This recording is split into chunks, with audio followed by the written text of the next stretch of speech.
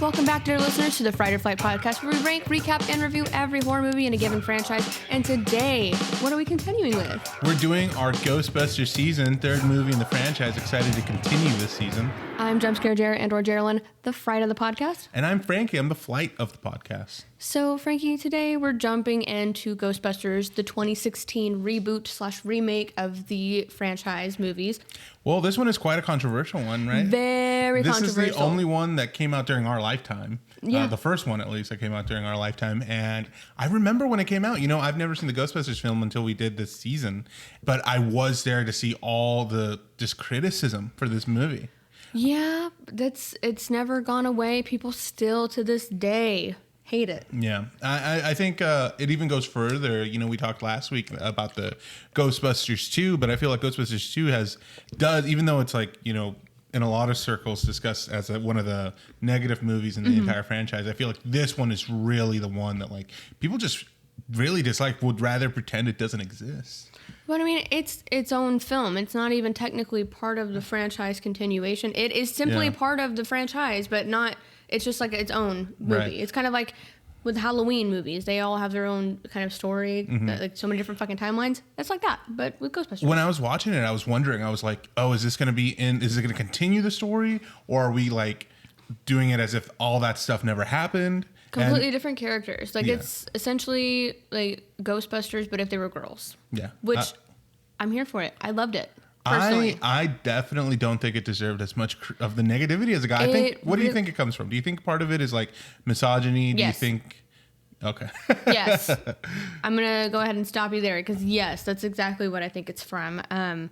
People have been so negative about that. But essentially, Ghostbusters 2016 had like a little tagline. It was Answer the Call, which is cute. This movie was released July 15th, 2016.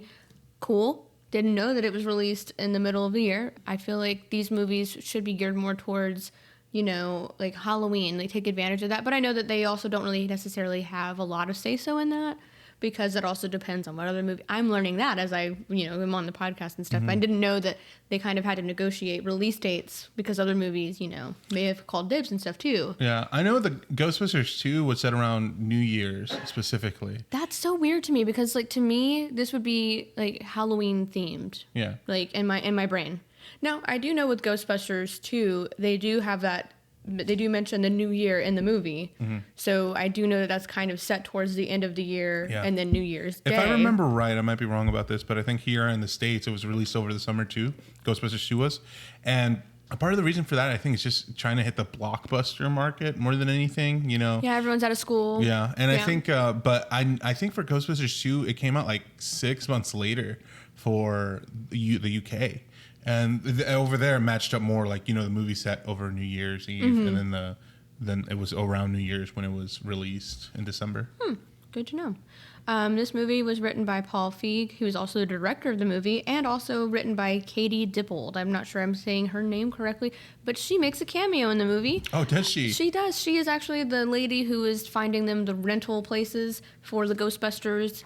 So she is the lady who takes them to the different places where they're like, oh yeah, no, we're not give us another, like, much cheaper, much cheaper. Realtor. Yeah, the realtor kind of lady. So that's who she plays, which is really fun because I didn't know that until after the fact. I looked her up a bit, and I know she wrote for Parks and Rec. That's super exciting because really cool. I love Parks and Rec. Me too. Personally. I love the show. Paul Feig is also known for his movie Bridesmaids, one of my absolute favorite movies ever in the world. I quote it so much. It's in my everyday vernacular. Like with my sister and I basically communicate in nothing but movie quotes.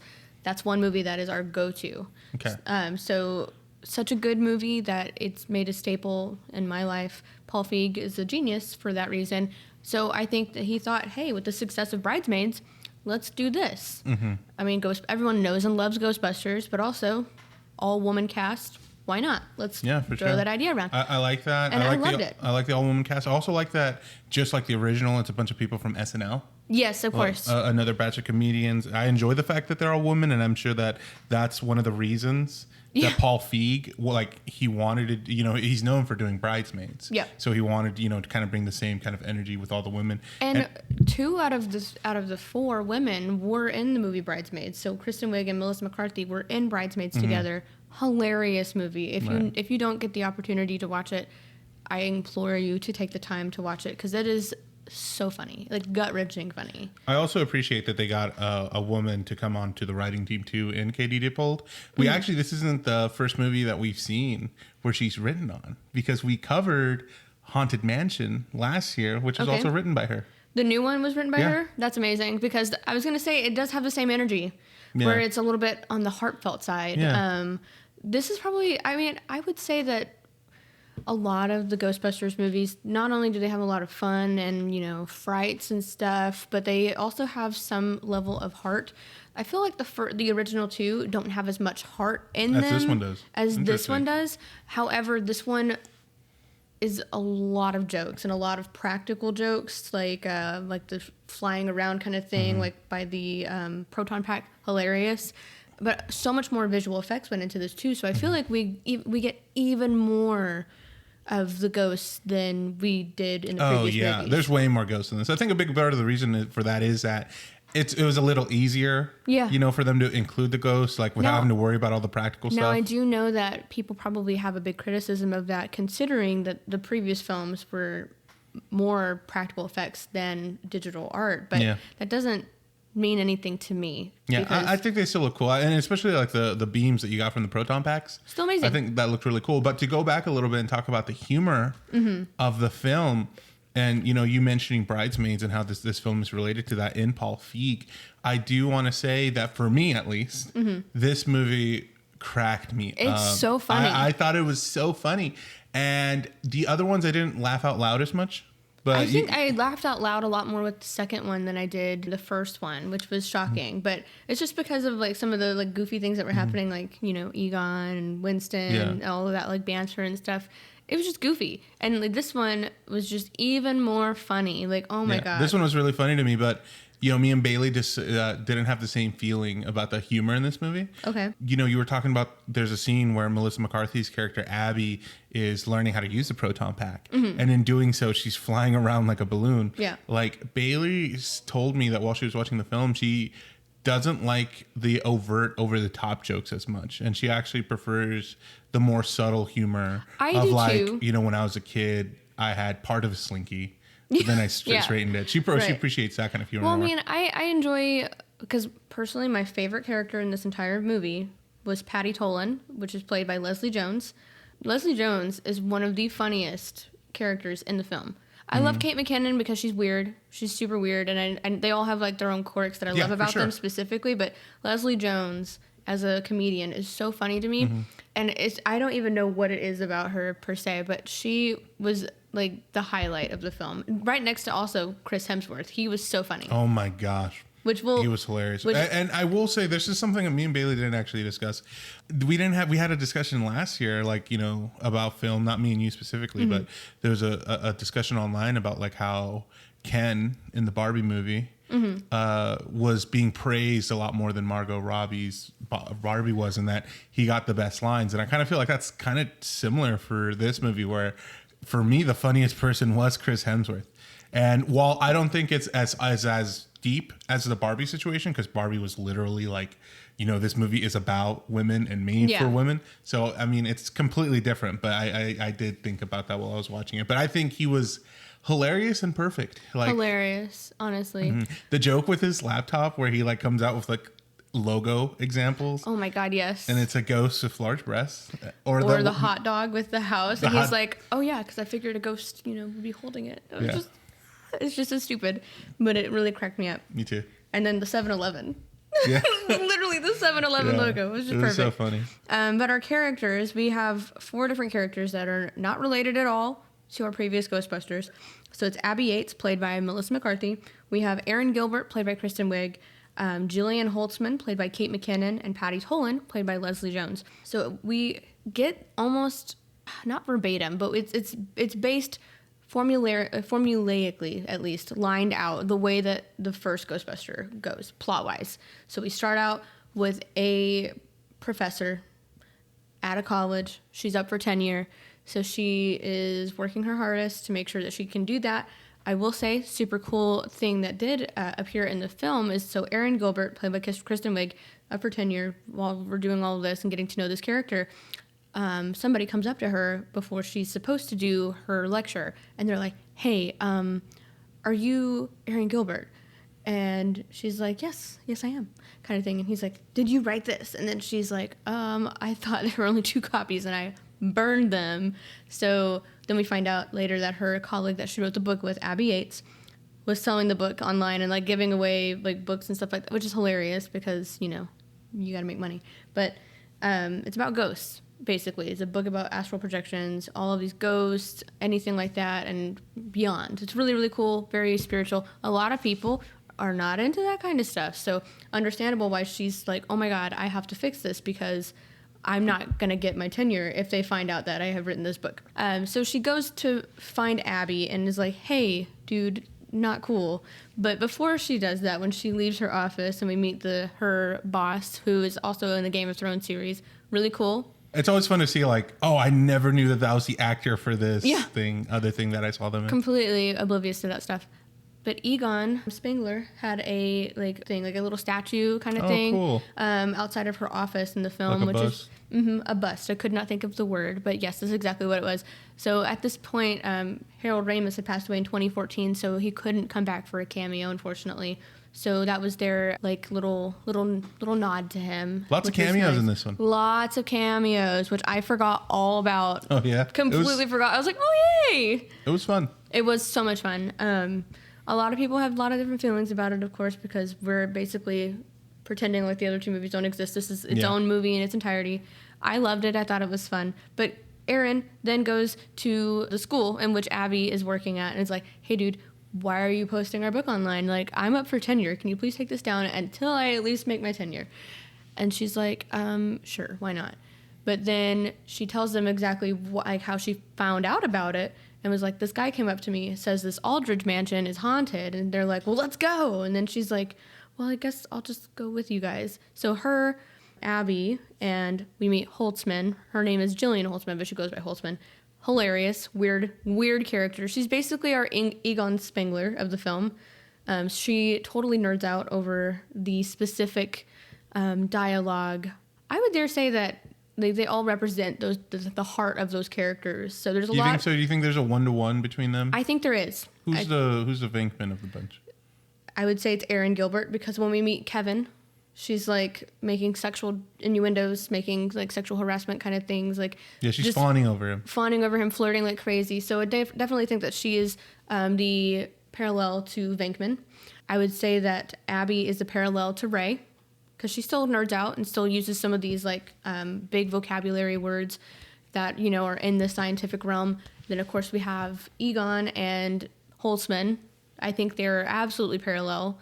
However, I do think that Egon is just a tad bit funnier because of his delivery is not so weird, but she kind of markets herself as more weird, which it's still fun. 2 different kinds of weird. Different kinds of weird, but I still love it. One is like obliviously weird, while the other one is really into being weird. Yeah. One of the funniest moments in the film for me was when Holtzman, Kate McKinnon's character, when they are in the Aldrich mansion and they're watching this apparition come towards them, and I think it's Abby who's getting, or it might be Erin, but one of them is in trouble, and then it hard cuts to Holtzman eating some chips. Yes. I thought that was so funny. I thought it was really funny. But do you mind having a short discussion really quick about Erin? Just because this came up with when I was watching the movie. Okay. And Bailey was really offended by Erin's character as a woman, and she thought how ditzy Erin was portrayed, and fawning over a man made her look like she wasn't very smart.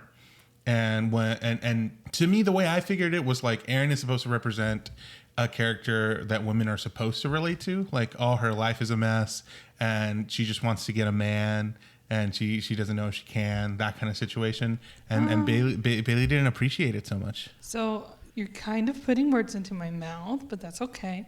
I don't find it offensive. I just find it derivative, I think, is a more apt word for it. It's very Bridesmaids humor, the way that her character is handled, and I just don't think that that's the humor or the character for me because I can't relate to it. I think it's totally fine if you enjoy Erin's character and the way that she acts and you find it funny. But it's just, I don't like it when a character is set up to be like, hey, they're a professor, they're really smart, they do like astrophysics or whatever she does, and they're going up for tenure. And then literally you like never see her be smart at all because her entire character is a joke of how dumb she's acting, in my opinion.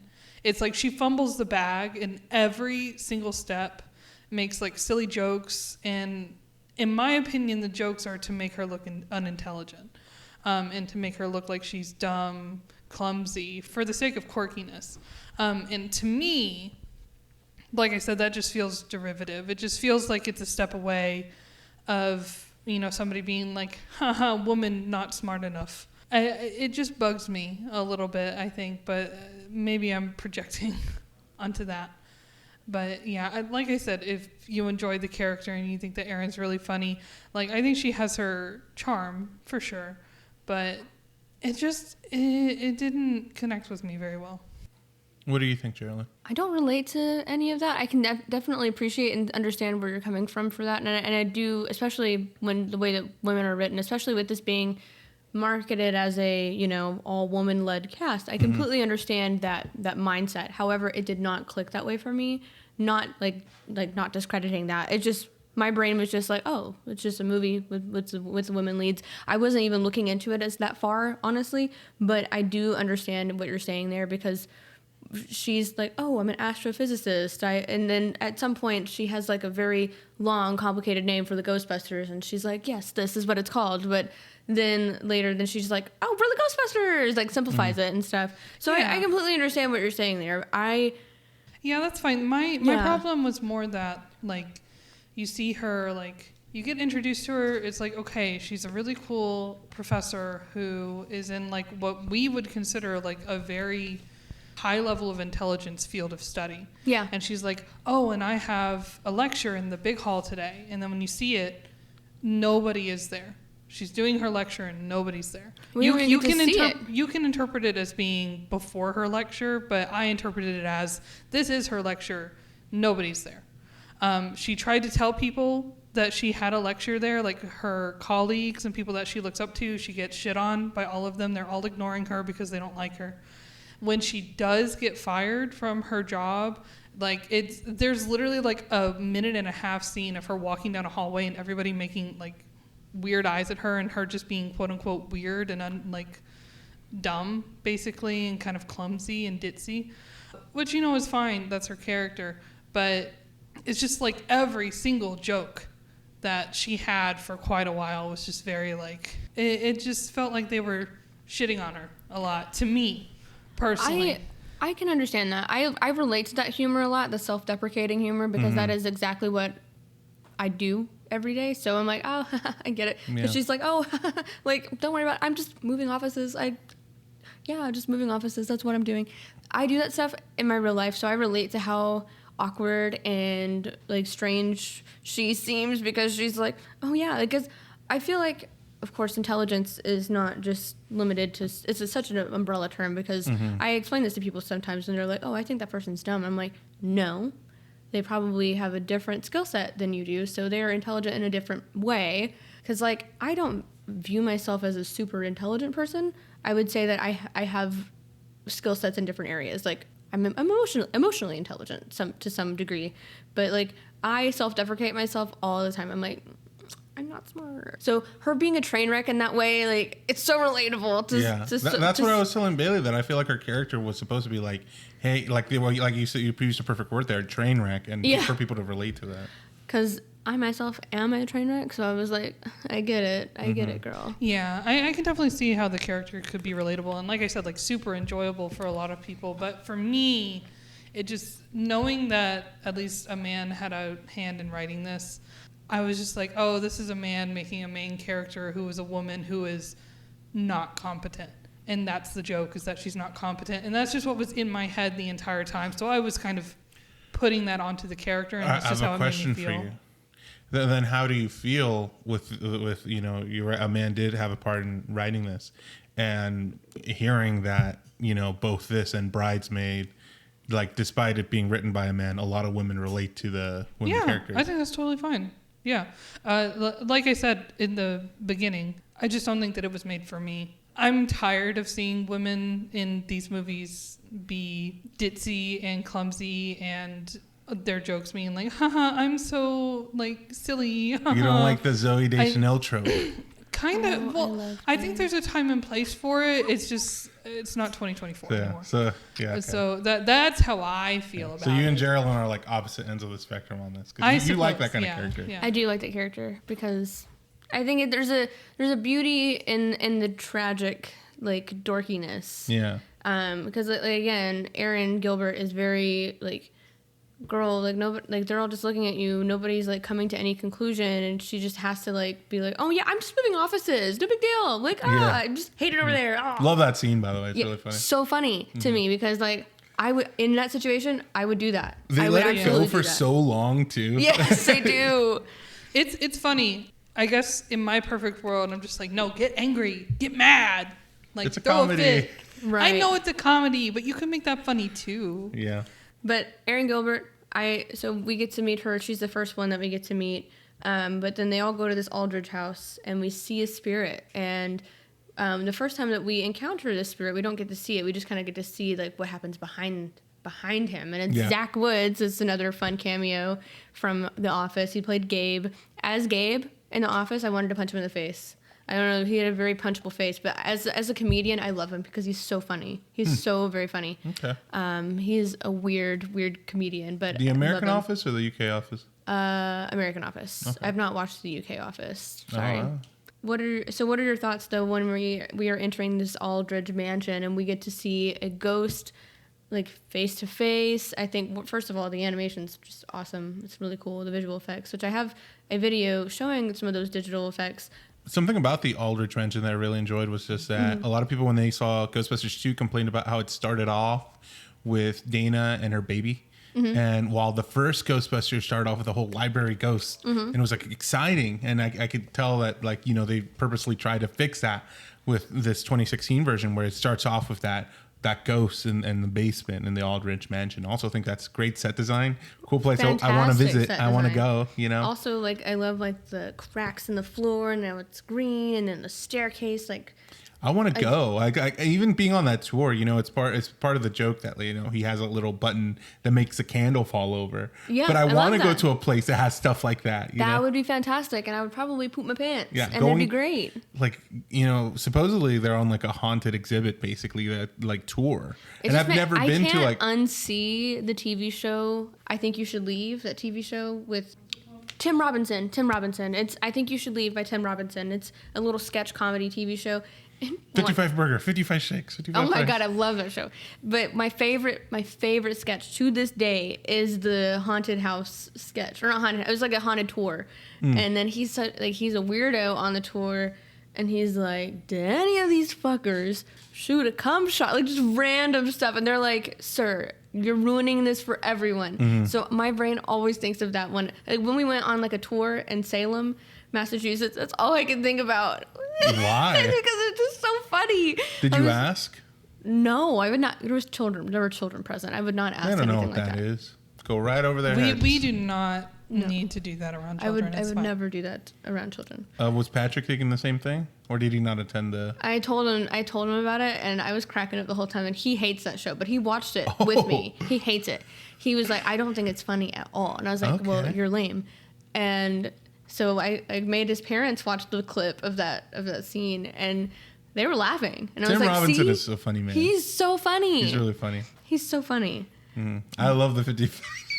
That's my favorite one, the drive-thru. That one is hilarious. I'm trying to do something.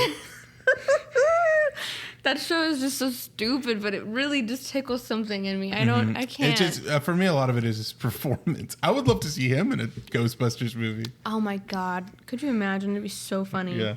So we're at the Aldridge Mansion. We get to see this beautiful ghost, and then she slime vomits, ectoplasms all over Aaron, which was hilarious. Could you imagine that as part of a ride, like in Universal, where you get like just completely slimed? I'd be pissed. Especially if I didn't know about it beforehand, and then I'd be pissed.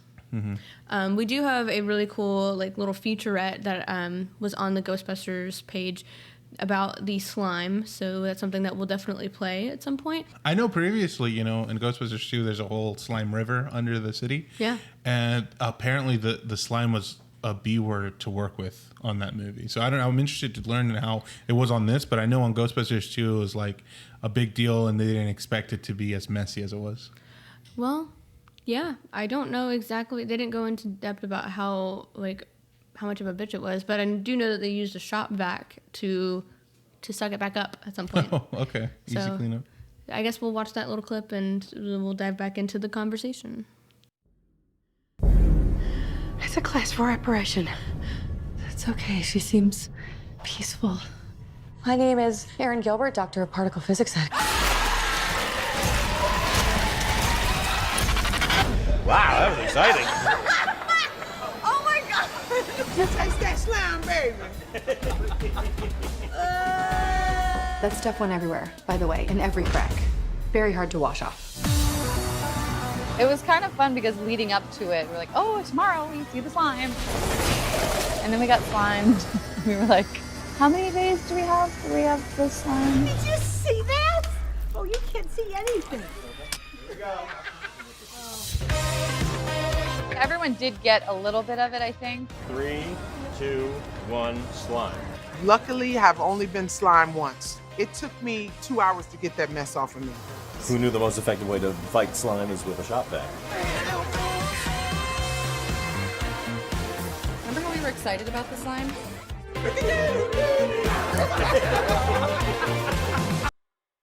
That's super fun. Oh my gosh. I want to be doused in the freaking slime. It looks so fun. I didn't participate in the slime craze we had, here in the United States a few years ago, where everything, you don't remember?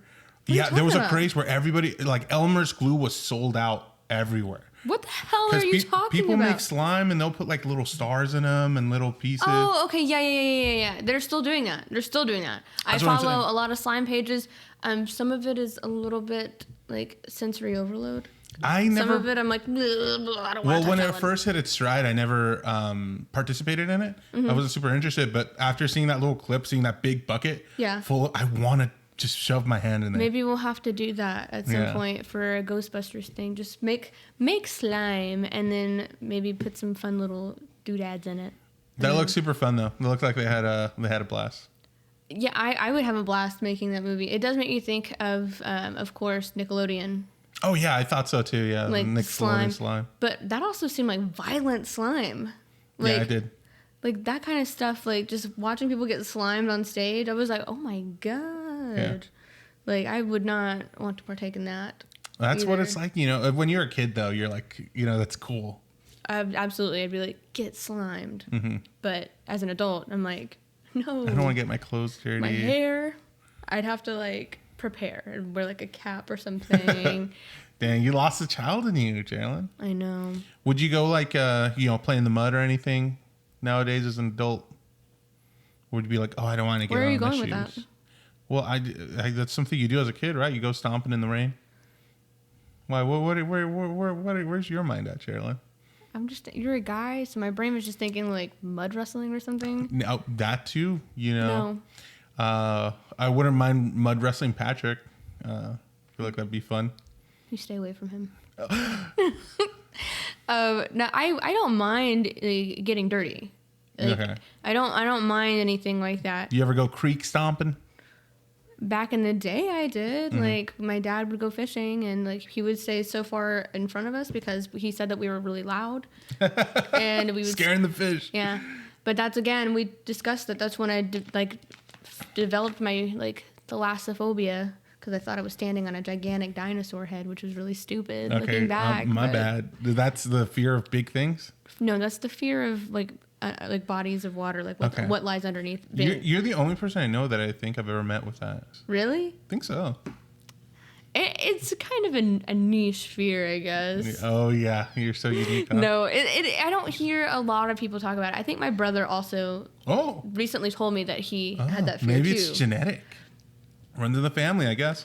So I thought it was pretty fun knowing that I'm not the only weirdo out there. Mm-hmm. Yeah, we get a lot of different ghosts and stuff. We get parade ghosts, like parade floats, which parade floats and like the big like balloon thingies have always freaked me out too as a kid. I don't know. That's so strange. I don't. That is just odd. Like just out of left field, you know? Yeah, I know. It's so really you're scared of big balloons? Just big things. They're big. Yeah. Okay.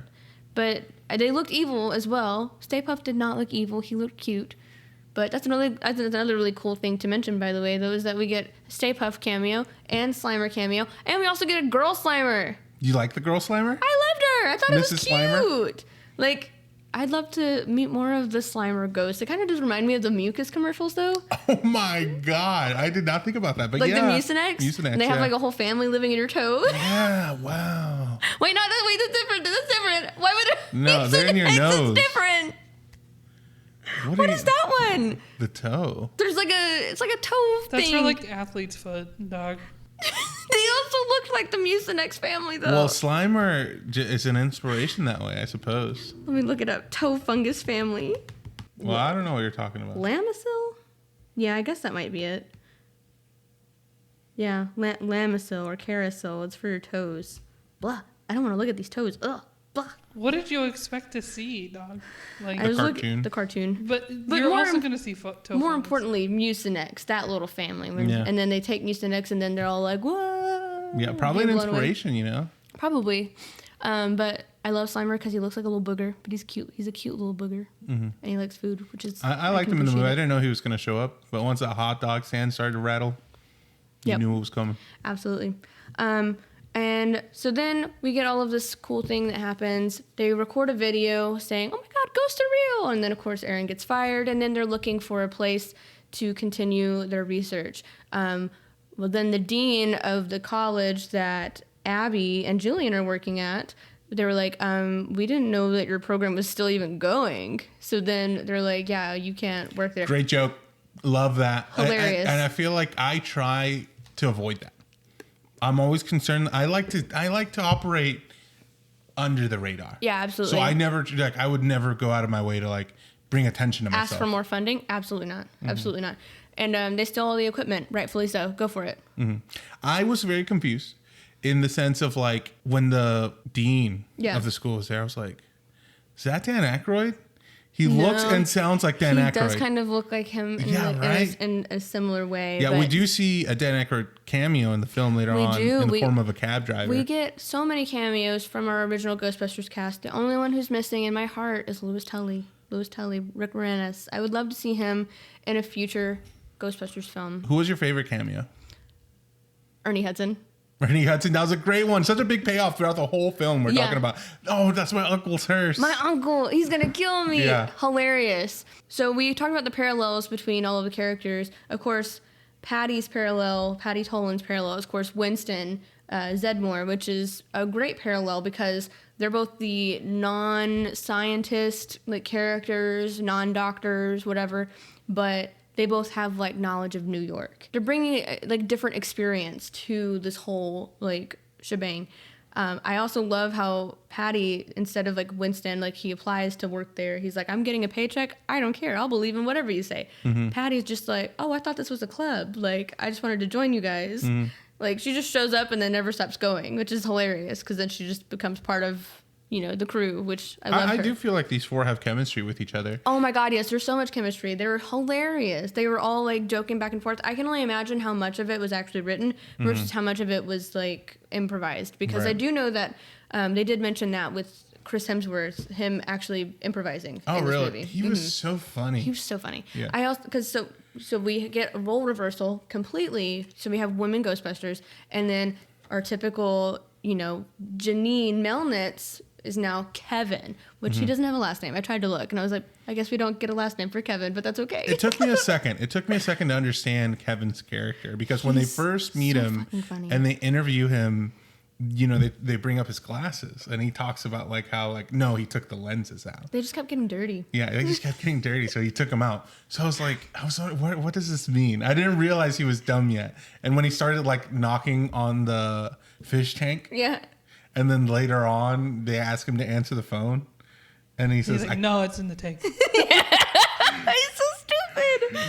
I love it. He was such a delight. Also, perfect name for his character, Kevin.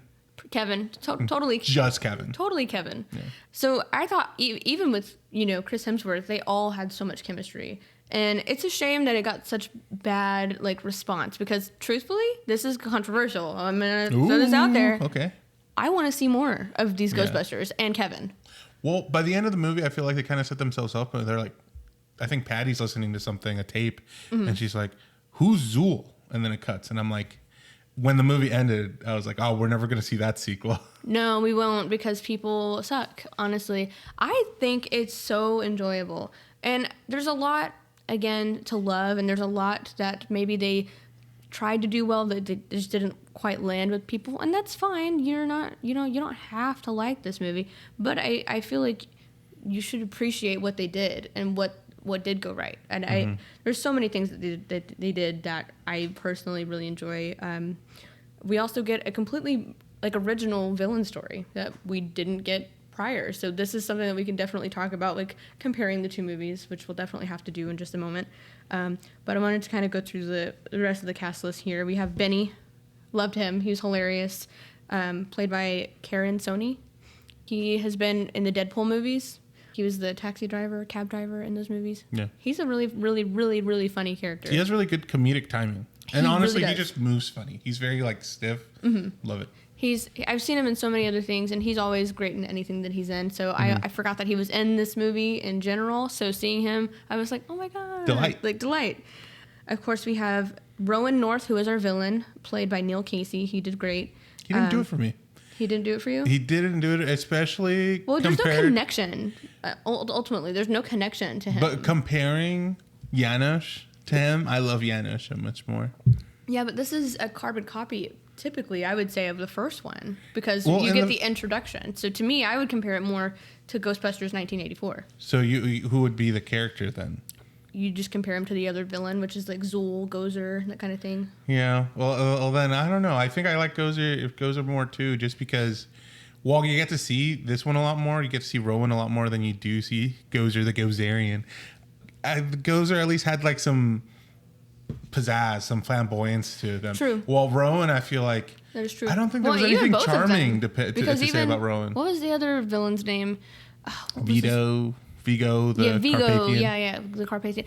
Even he had more like swag. Yeah, that's the only thing. I feel like they could have done something with Rowan, and I like the jokes that the rest of the Ghostbusters said about Rowan, but I feel like Rowan's character in general could have been funnier. It would have been so much funnier if he was just like a huge incel. I agree, right. And I feel like they kind of played it a little bit, but they never fully committed. One of the funnier scenes for me from him is the part where he's walking into like a metal concert. Yes. And he's like, walking by everybody and just being a little awkward about it. And I feel like I would have loved to see a lot more of that. And me too. Just, they call him weird derogatorily throughout the entire film, and yet he's literally into ghosts just like our main characters are, but he's supposed to be the bad guy because he's weird. Yeah. I think it would have been funnier if he was a bad guy because he was a huge incel, but they played more on how similar he was to the Ghostbusters cast. And like maybe he's a lot more knowledgeable because he's actively been researching this stuff for way longer than like Aaron has or something. I think there was a lot of potential there that they didn't really play on. Yeah. Instead they were just like, oh, he's weird, so he gets bullied and he's the bad guy. Yeah, I think they could have made it funnier, lean into it, or honestly, I think they could have even done like a pity route where like you feel bad for him for while having the same interests, having like mirror images, him because of the way he was treated, being pushed away and being lonely while we have this group of people who are together and having a villain that's seeking that, family kind of thing. I can definitely appreciate what they tried to do, but it definitely fell off. You're completely correct there. I think the actor who plays Rowan still did a great job with what he had. I think he also had a really funny joke when he was when he killed himself, basically when he activated it. Yeah. I wish I could remember exactly what he said, but he joked about saying them being women or whatever, and I thought that was really funny. Yeah, I also really enjoy the riff between him turning into like his manifestation at the end of the film, where we get the big ghost from the Ghostbusters logo. Yeah. They call it Rowan's ghost, which I actually have a pop figure of that ghost. Really? I was like, who the hell's Rowan? But then after watching this again, I was like, oh yeah, the guy, the villain. But it's really, really cute because it looks just like the logo, but also it reminds me of Oogie Boogie when he's big and he's walking around because it's like kind of saggy. Who do you like more, Stay Puft or the ghost from the logo? Oh man, are you kidding me? It's this guy. Okay. Stay Puft. Okay. Hands down. However, Rowan's ghost was cute. He was cute, even though he looked angry and stuff. Yeah. I was still like, oh, he's kind of cute. Fair enough. And I thought it was funny because he's like, oh, what would you prefer me be? Like, would you prefer me be like small? And they were like, yes, actually. And then like he just takes that and like runs with it. I think I have a clip from the film included with that because I just loved that scene. It was really funny. The comedic timing between all of the actors and actresses with Rowan's ghost and everything is just so funny. Specifically, Leslie Jones is just one of my favorites. She's always been one of my favorites from SNL as well, but just kind of having her character be the one, like more of the voice of reason, like what everyone's thinking, like I said small and cute or whatever. This is not small and cute. I also have another clip from her because this scene really played with my fears here. Okay. They're like investigating at this metal concert, correct? And they're like looking for this ghost that they get a call about. And so she's looking around and she's in this creepy room with mannequins. Hell no. Hell to the no. No, man. I am terrified of that. And the idea that she turned away and the mannequin starts fucking moving. that's scary, yeah, for sure. Yeah, terrifying. So like completely on Leslie Jones' side. What really threw me off and scared me is like, you know, she finds a room. She escapes from the mannequin, goes into the room, closes the door behind her, and then she's like, oh my God. And then the mannequin kicks through the door. I would absolutely die. I'd be just deceased right there. Bailey used to work at a retail store where they sold clothes, and the bathroom there is completely just stuffed with mannequins. So there was a back room, and connected to the back room was a hallway that had two bathrooms. One bathroom that we could use, and then a second bathroom. But the back room in general was actually very small because we were just in like a very small store in the mall. And we had a lot of extra mannequins that corporate had sent to us and would not take back. So all of the mannequins that we couldn't use, whether, you know, we just didn't have space for them or they were broken or whatever, got shoved into that bathroom until it was absolutely stuffed full. Like you could barely open the door. And that's my nightmare. But if you had to get a mannequin for whatever reason, you open this door and it's just a dark room filled with headless mannequins. It was it's like my mom's house. Yeah. On like any given Tuesday. You're right. Could you imagine, Geraldine? No, I could not. Going to use the bathroom and it's full of mannequins. Let me tell you, I think I may have told this story on the podcast before. My mom would find random things and bring them home for decor, right? And one time she was not home. I was a latchkey kid, as most of us were growing up. So I hate that term. I hate that term too, but because it's it like makes who sense. wasn't, you know? Who wasn't, exactly. But so I got home from school, got off the bus, and it was just me at the time. I think my brother was somewhere else. I'm not entirely sure where. I get home, go to use the bathroom. Well, in our bathroom, like you had to like walk a little bit further to reach around the corner to turn the light on because it was an apartment bathroom with one of those closets for your laundry and stuff. So I had to do that. Well, it was dark, and then I see this like I tried to go to like turn the light on, and then I see this figure on the ground. I trip over it, and I'm like, because it has horns. Oh. It was made of twigs. It was I think a deer that my mom spray painted black and made it look like a gazelle. So like straightened the antlers into like gazelle horns. So coming home in the dark bathroom, I trip over this gazelle that I don't see. It just looks like a dark figure because it's all black with horns. I'm like, it's the devil and I'm dying. I bet. And then my mom got home and I was like, why did you do that? Where did she find the deer? My grandmother. Where did she find it? No, I don't know. It was probably like brown or something, like all like twiggy kind of colors. My mom spray painted it black to, you know, have it match the decor. But needless to say, I was traumatized because I thought I was going to die by some sort of paranormal like being on the ground. You know what brings me a lot of joy is you talked about your mom a lot, and she's you know, every time she sounds like such a delight. I hope she is. The fans are fans of your mom, and you know, Mama's scared. She raised you, and this is why you are the way you are. Yeah. And you're talking about spray painting. You know, Bailey's mom. Yeah. Also does spray painting, but she spray paints like a vintage signs and stuff, gold or whatever. But I just love the comparison between like your mom and like Bailey's mom. My mom is very like, I don't know. Think of like Southern barncore mom. That's like her. And I just style. feel like just like the two, like if Bailey's mom walked through your mom's house, she'd be completely like mortified. It makes me think of that clip from one of those like wife swap TV shows. That lady who's like, "This is dark sided." That's what it makes me think of. We'll have to put that in the episode. Oh my god! I don't think she'd have that theatrical of reaction, but she would be like, "Ooh." That's probably how my grandmother feels walking into my mom's house. That's funny because Bailey's mom does get creeped out by things. So my mom's done a lot of creepy stuff in her house, like so many creepy things. She even has a mannequin, and I'm like, you know, I thought your mom's house would creep me out more with all the. You guys have a lot of animatronics in your house for Halloween and stuff like that. Yeah. And I really thought that would spook me, and then I walked in and I was like, oh, you know what? This isn't that bad. The clowns are what scares me. You're like life-size clowns. Yeah, I don't like anything that's kind of life-size or big. So I'm like, what about that giant skeleton in the front yard? No, he's not that bad. But he's giant. He is giant. So like seeing like in terms of comparing like his hand to my face, I'm like, but seeing him stand up, he doesn't look that big to me. Okay. I'm like, oh, okay, he's fine. Fair enough. But I will say they also have an animatronic wolf who howls. That scares me because it's just big howling and loud. Okay. And so it's because he literally like shoots his head up like this, like, oh, and then I'm like, ah. But I mean, are they like motion activated, or do they just go? Okay, so you walk by it and it goes off. Mm-hmm. Now I don't mind the 12-foot skeleton because I personally would love the big one that looks like the pumpkin head, like kind of skeleton. I think they call him the infernal skeleton or something like that. I don't know. He just has like a pumpkin head, so he kind of looks like Jack Skellington before he's Jack Skellington. Right. So like the Pumpkin King.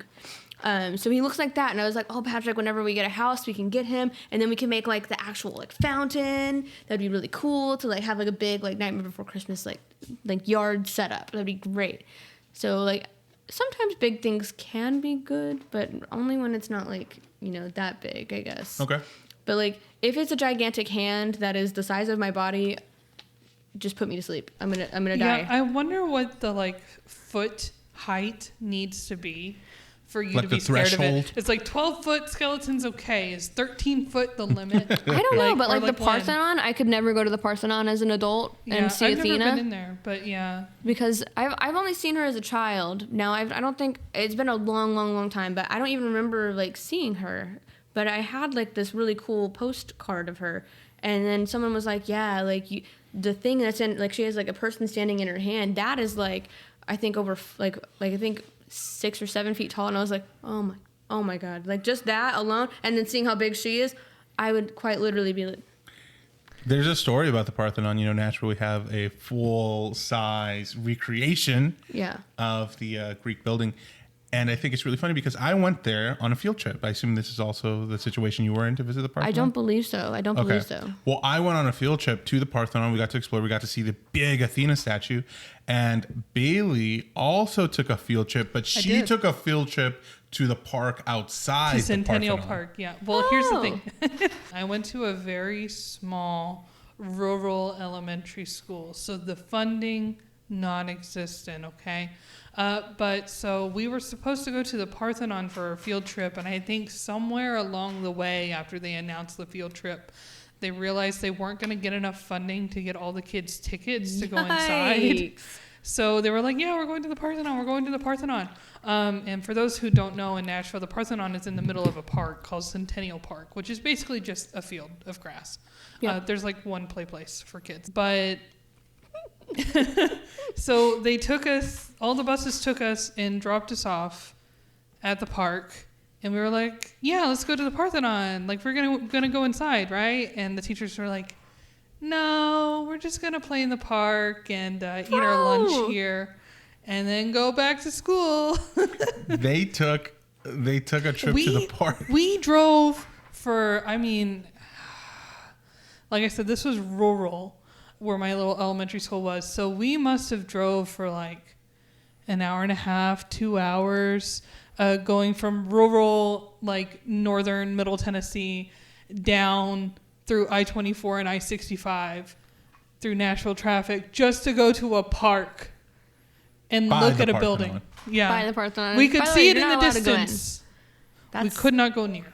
I always think that's so funny. That's horrible, but it is funny. Yeah. Because, like, I went on some really cool field trips as a kid. I don't know, like, well, I mean, it depends on, I guess we probably had, like, fees, of course. So everyone probably had to pay a fee. So that doesn't really make much sense at all to me. Like, because usually on a field trip, the school doesn't pay for anything besides the travel. The kids, your parents have to give you $30, $40 for you to go on That's the at least trip. been my experience where we are basically funding this. Paying for it, yeah. But I never thought of it that and way. if you're poor, you don't get to go. Yeah, that's true. Yeah, I don't know. That happened. That never, like, I don't think I ever, like, necessarily missed out on a field trip. I think a lot of it is like parents feeling kind of peer pressured. Like, I don't want my kid to miss out. Yeah. But sometimes you do. And I think I missed out on a couple, and you stay at the school, and like the teachers don't make you do anything. Yeah. And then you get lunch in a brown baggie instead of the regular. Yeah. My interpretation is that we didn't have the funding. I was a child, so I don't really know. It's not like they gave us like an explanation. It might be an organizing issue. Yeah, it might have just been like we missed like the specific time for our school group to go in for a tour or something. I'm not sure.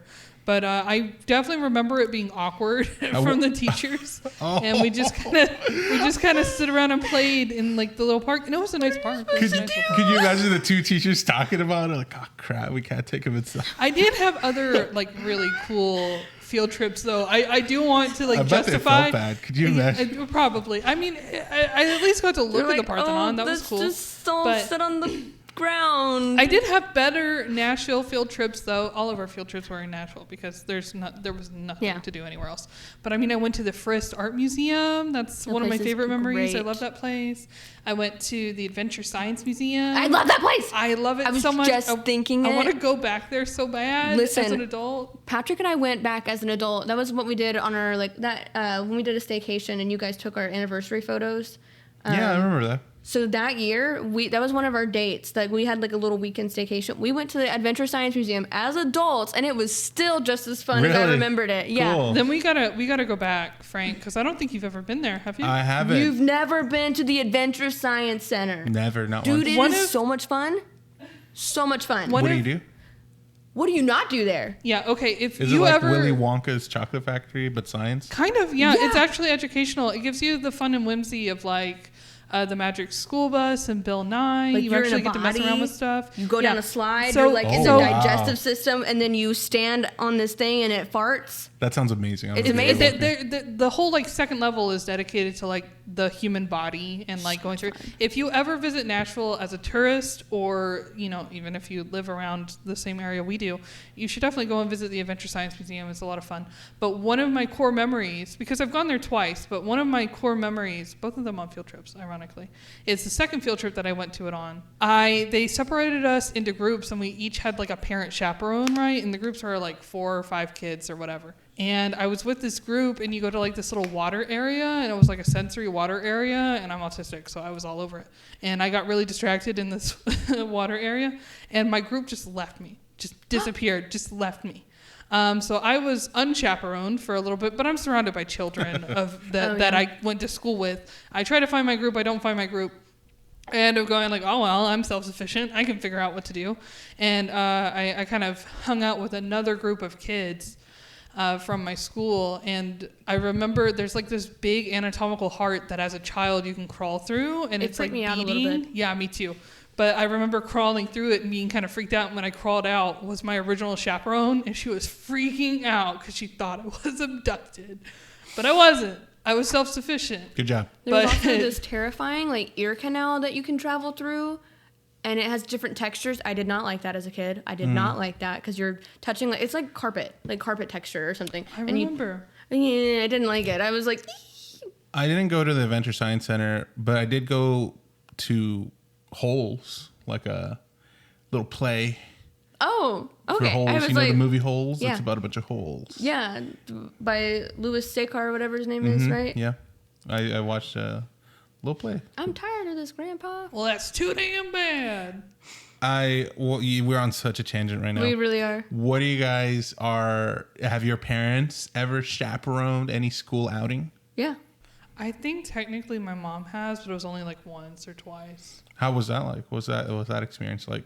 I don't remember it. It's usually pretty fine. I used to be really jealous though of the kids who had their parents like chaperone, and then their parents, like when we got back to school, they would just sign them out of school and like take them home. Of course. And I would not get to do that because a lot of time my parents did not chaperone. I would just be assigned to a chaperone, or on the cases that like my parents would come back, they'd be like, no, you have to go to school for the rest of the day still, and I'd be like, oh, okay. Did your parents ever visit you for lunch or anything? Yeah, they did, and I freaking ate that shit up. Would they bring you food or something? No, I don't think they did. I think I just ate regular school lunch. And why did you like it so much?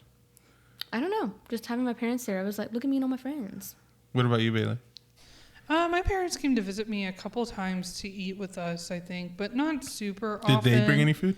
Occasionally. Because I remember kids' parents bringing them like McDonald's. Yeah, I think that happened to me like once, and it really didn't ever happen to me, I don't think. But one specific memory that I have is my parents signing me out early, me and my sister out early from the same elementary school. This is how you know that we're local to Tennessee. They signed us out to take us on a trip to Gatlinburg early, and that was another core memory. It was really fun. I used to be so jealous of kids like that too, because one of my first boyfriends ever, like back in the day, his parents would sign them out of school for a whole week, and they would go on a trip to Disney, and they would go every year to Disney, and I'm like, must be freaking nice to have money. Yeah, that's not my family. We went to Gatlinburg. We went to Gatlinburg like real Tennesseans. I never had gone to Disney until my adult years, and I was overwhelmed by it because I was like, oh, this is a lot. Yeah. We still haven't gone, but we want to one day. Okay, so I'm going to circle this around because we started talking about field trips and now theme parks. If like Universal Studios or whoever owns the rights for Ghostbusters opened up like a Ghostbusters section or like a haunted house or something, oh my like God. what would you guys like to see? Any rides? Anything in particular? I would love.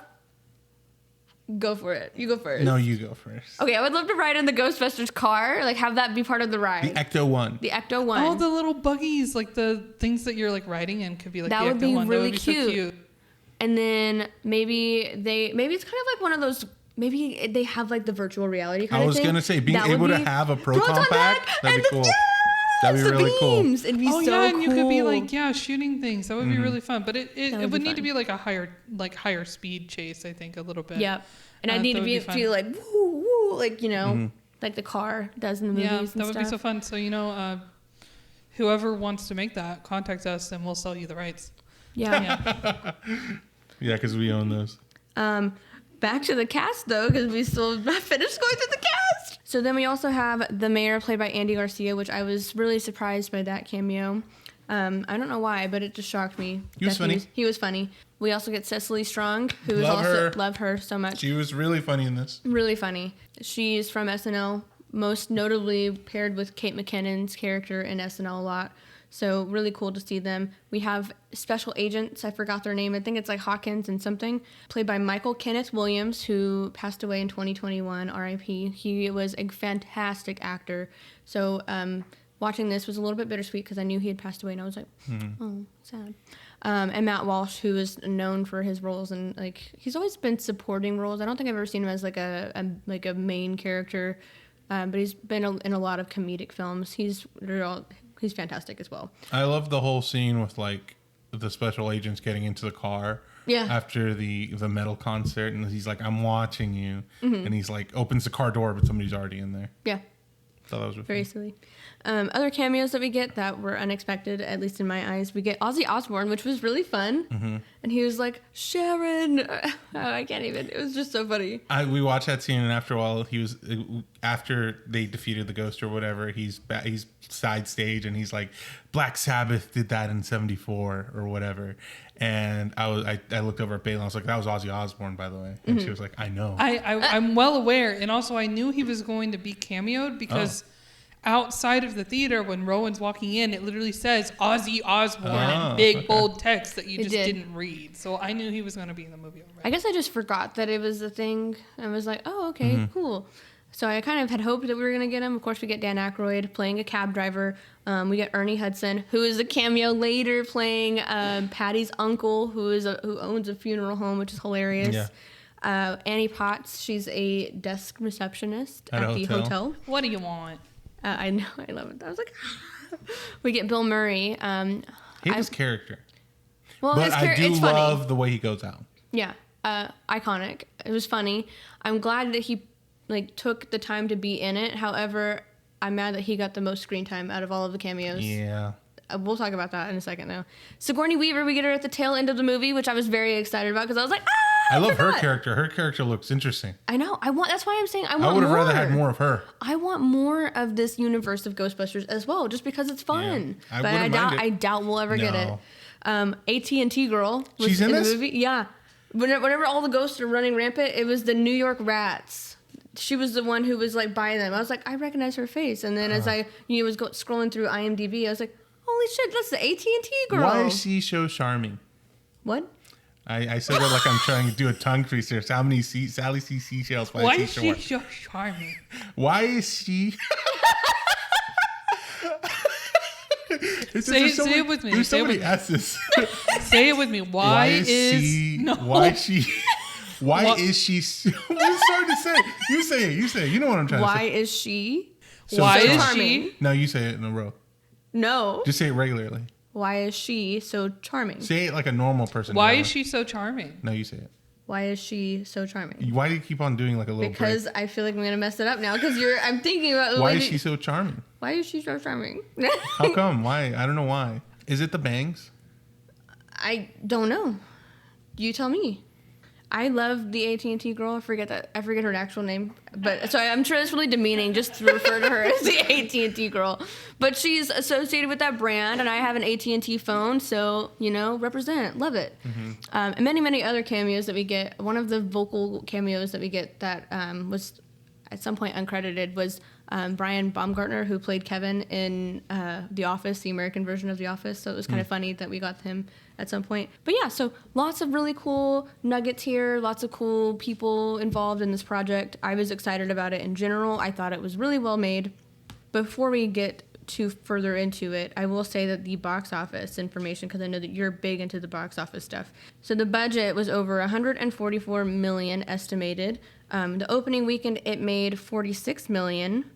And gross worldwide, it made $229 million. So not too bad. I mean, it's not too bad compared to the original. So like nowhere near. I think for the first Ghostbusters film, they spent like 35 to 40 maybe, and they made about the same box office. Mm-hmm. So they spent like a fourth of the money. That is a critique that Dan Aykroyd made, which we'll definitely talk about. Some of the critiques that our main Ghostbusters have made about the movie. Okay. Or also they have some praise as well, and they're sprinkled, so it's not all bad. But let's talk about the general plot compared to the original Ghostbuster movies. Specifically, I'm looking to compare it to 1984 just because the intro is so similar, because we start with a college situation, whether Peter Venkman's doing this psychological exam with the girl and the guy, and we have Erin Gilbert who's about to do her lecture. So we have a lot of these parallels in the storytelling, but there are some major differences in the stories as well. So obviously I had a lot of problems with Peter Venkman in the first film, in the original movie. Here I kind of like a lot of the course correction that we did to appeal to modern audiences, as far as this movie, instead of it being centered around one a-hole, it's centered around a friendship between two people. Yeah. Which I really appreciate. I also think it's super fun that they attend two different universities and work at these two different places. Yep. One of which seems to be very sophisticated and held in high regard. Prestigious. The other one run down. Yeah, exactly. And the dean of that school is nothing like. Yeah, he's I didn't even know that you guys still existed. Yeah. So funny. The whole middle finger. Oh my God, that was so funny. Was such a good joke. It really was. Do you remember any of them? Could you do any of them? One of them being the blowing it up, Yeah. And he's like, kind of thing. It's just funny. Like, it is really funny. I'm not as suave. Like, he did it so well that I can't do it like that. Yeah. See, that kind of thing I assume is like improv, right? Like, it's gotta be. Yeah. So I really enjoy that. I really like the dynamic between the friendship and it being centered around that, which is something real. A lot of people talk about. There's this big theory out there that I've heard has been taught in like film courses that, you know, every story needs a 3-arc structure, and like nearly every story you see follows that, and like there's an arc and character development, except for Ghostbusters, where like none of the characters really shift any from the beginning of the movie to the end of the movie. A lot of people say it's a movie about nothing, which is fine. The only one who shifts was Winston from the original, because he started as a non-believer. He's like, I'll believe anything if you pay me, but then at the end he's like, it's real, I love this city. Yeah, he has the biggest arc in the movie. You're right, actually. The biggest arc. Yeah. And I feel like this movie, they went out of their way to make sure it's about like, you know, a relationship that changes and that, you know, brings it together from falling apart when they split up, and how one of them continued to work on this ghost stuff and the other one kind of wanted to hide it, bury it on the ground. Can I add a criticism here? While I think that plot point is an improvement to the lack of a plot point or lack of development in the first Ghostbusters film, I personally feel like the whole friendship between Aaron and Abby, they don't show it to you, they tell it to you. They're like, yeah, we used to be friends as kids. When I was the ghost girl. Yeah, you were ghost girl. And it's like they're telling you everything verbally, and they're not showing you how close they are. They're not showing you. You know what would have been cute? All of that stuff. That would have been a cute opportunity for a flashback. Yes. I think if we had flashbacks that actually showed their dynamics as kids. That would have been adorable. That would have been adorable. We would have connected more with the characters, and we would have seen like, oh, they had such a good friendship before. Now they're kind of falling apart. And then it would have felt better when they were closer friends later on. But in my opinion, it kind of feels like, I guess what I'm trying to say is that the development between like not being friends anymore to being friends again just felt two-dimensional to me. I feel like there was a lot more room for improvement. And while I do think it's technically an improvement over the original Ghostbusters, I just feel like it wasn't as developed as it could have been. So the PowerPoint presentation and dance didn't work for you? What? They do. There's a point in the movie where they're both wearing black turtlenecks. Oh no! And they do like a presentation that they did way back in the day. I would have liked that more if we could have seen it in a flashback first, and then I would have been like, oh yes, this is a genuine moment of connection. But for me, Zoomer that I am, I saw that and I was like, this is so cringe. Please stop. Please, God, I don't want to see two adult women. Fair enough. Doing this. I'm a cringe lover. I say lean into the cringe. I love seeing it. I think cringe is fine. But Kate McKinnon was cringe in this movie, but she was cringe in a different way. I love Melissa McCarthy's accent. I'm so comforted by like a Midwestern kind of naggy voice, and she definitely has that, and I appreciate its presence. So, yeah, I completely agree that they kind of fell short. They just really did more of the telling. Like, we're just supposed to believe that they're friends, but there's not a lot. However, if you ever have close friends and maybe, like, you disconnect over the years and then you reconnect, sometimes you have those arguments, but then it's almost like there's been no time that's passed. Like, I know that, like, I personally am really horrible at keeping up with my friends and family members, and it's going to sound horrible, but if I don't talk to them every single day, it's like I forget to like acknowledge their existence, so that I'm always like, oh yes, this person exists. And when they message me and they're like, hey, are you okay? And I'm like, yes, I'm okay. I had like mentally messaged you back or something, or I had told myself I needed to message you but never did it. And so, like, as horrible as it is, it's like out of sight, out of mind at the moment. So then once I do hear from them, then I'm like, oh, okay. And it's like nothing ever changed. Like, no time has passed in between that. I know for some people, they have a really difficult time doing that. Whereas, like, if you don't talk to somebody and then you only, like, message them as on their birthday or something, or occasionally, they really they can't do that. You know, it's just different kind of relationships that people have with each other, you know? In my personal opinion, this is like a tangent, not related to the film at all, I just feel like life takes you so many different directions that sometimes you kind of have to just work with the ebb and flow of that. And sometimes you're not going to be the priority in someone's life, unfortunately. That's just an unfortunate kind of reality. Yeah. So I struggle with keeping up with my family and friends, and it's nothing personal. It's just, it's hard to keep up with that and live my life successfully. So I don't know. That's just my 2 cents on it. But in comparing these friendships and stuff, I do think that at least we do have that, like, oh, that foundational, like, Abby and Aaron used to hunt ghosts together. They were friends as children. Even though we don't get to see it, so we don't really get to believe it as much, it is still more authentic than some of the pairing between, like, Venkman and how he's connected to those characters. Because there is a disconnect there, because he is, like, I mean, to me, he's a lovable asshole, but I understand how, you know, in the first film, everyone's like, ew. But I think that his, like, asshole characteristics, the only thing that I can think of is that they're all work colleagues. And that's the only assumption that I can make personally, is I'm like, oh, maybe that's how they all know each other. That's part of the reason I really enjoyed the first hour of Ghostbusters 2, because you get to really see them interact with each other, especially Ray and Egon. Like, they're obviously very enthused about what they're doing and their work and the way they interact with each other and their friendship. Which is why I appreciate the parallels between Abby and Jill, or Holtzman, in this film, because they pull from Ray and Egon in those two characters a lot, because they, like, riff off of each other for the nerdiness, and I love it. I live for it. And I will say, this is one thing that this movie did do better.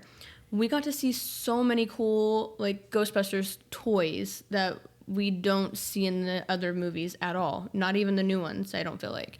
So it's really cool to see this, like, so many different things. Like, oh, you do this, and it's basically a ghost trap in itself. Go gadget ghost trap. Like, it's just cool to me. And I was like, oh, it'd be really cool if they would utilize this in, like, in the future films. My favorite one was when Holtzman had kind of, like, these proton whips on her, and she had this whole scene where she was just taking out ghost, like, after ghost. Yeah, super cool. And it was during, like, a reprise to the Ghostbusters theme.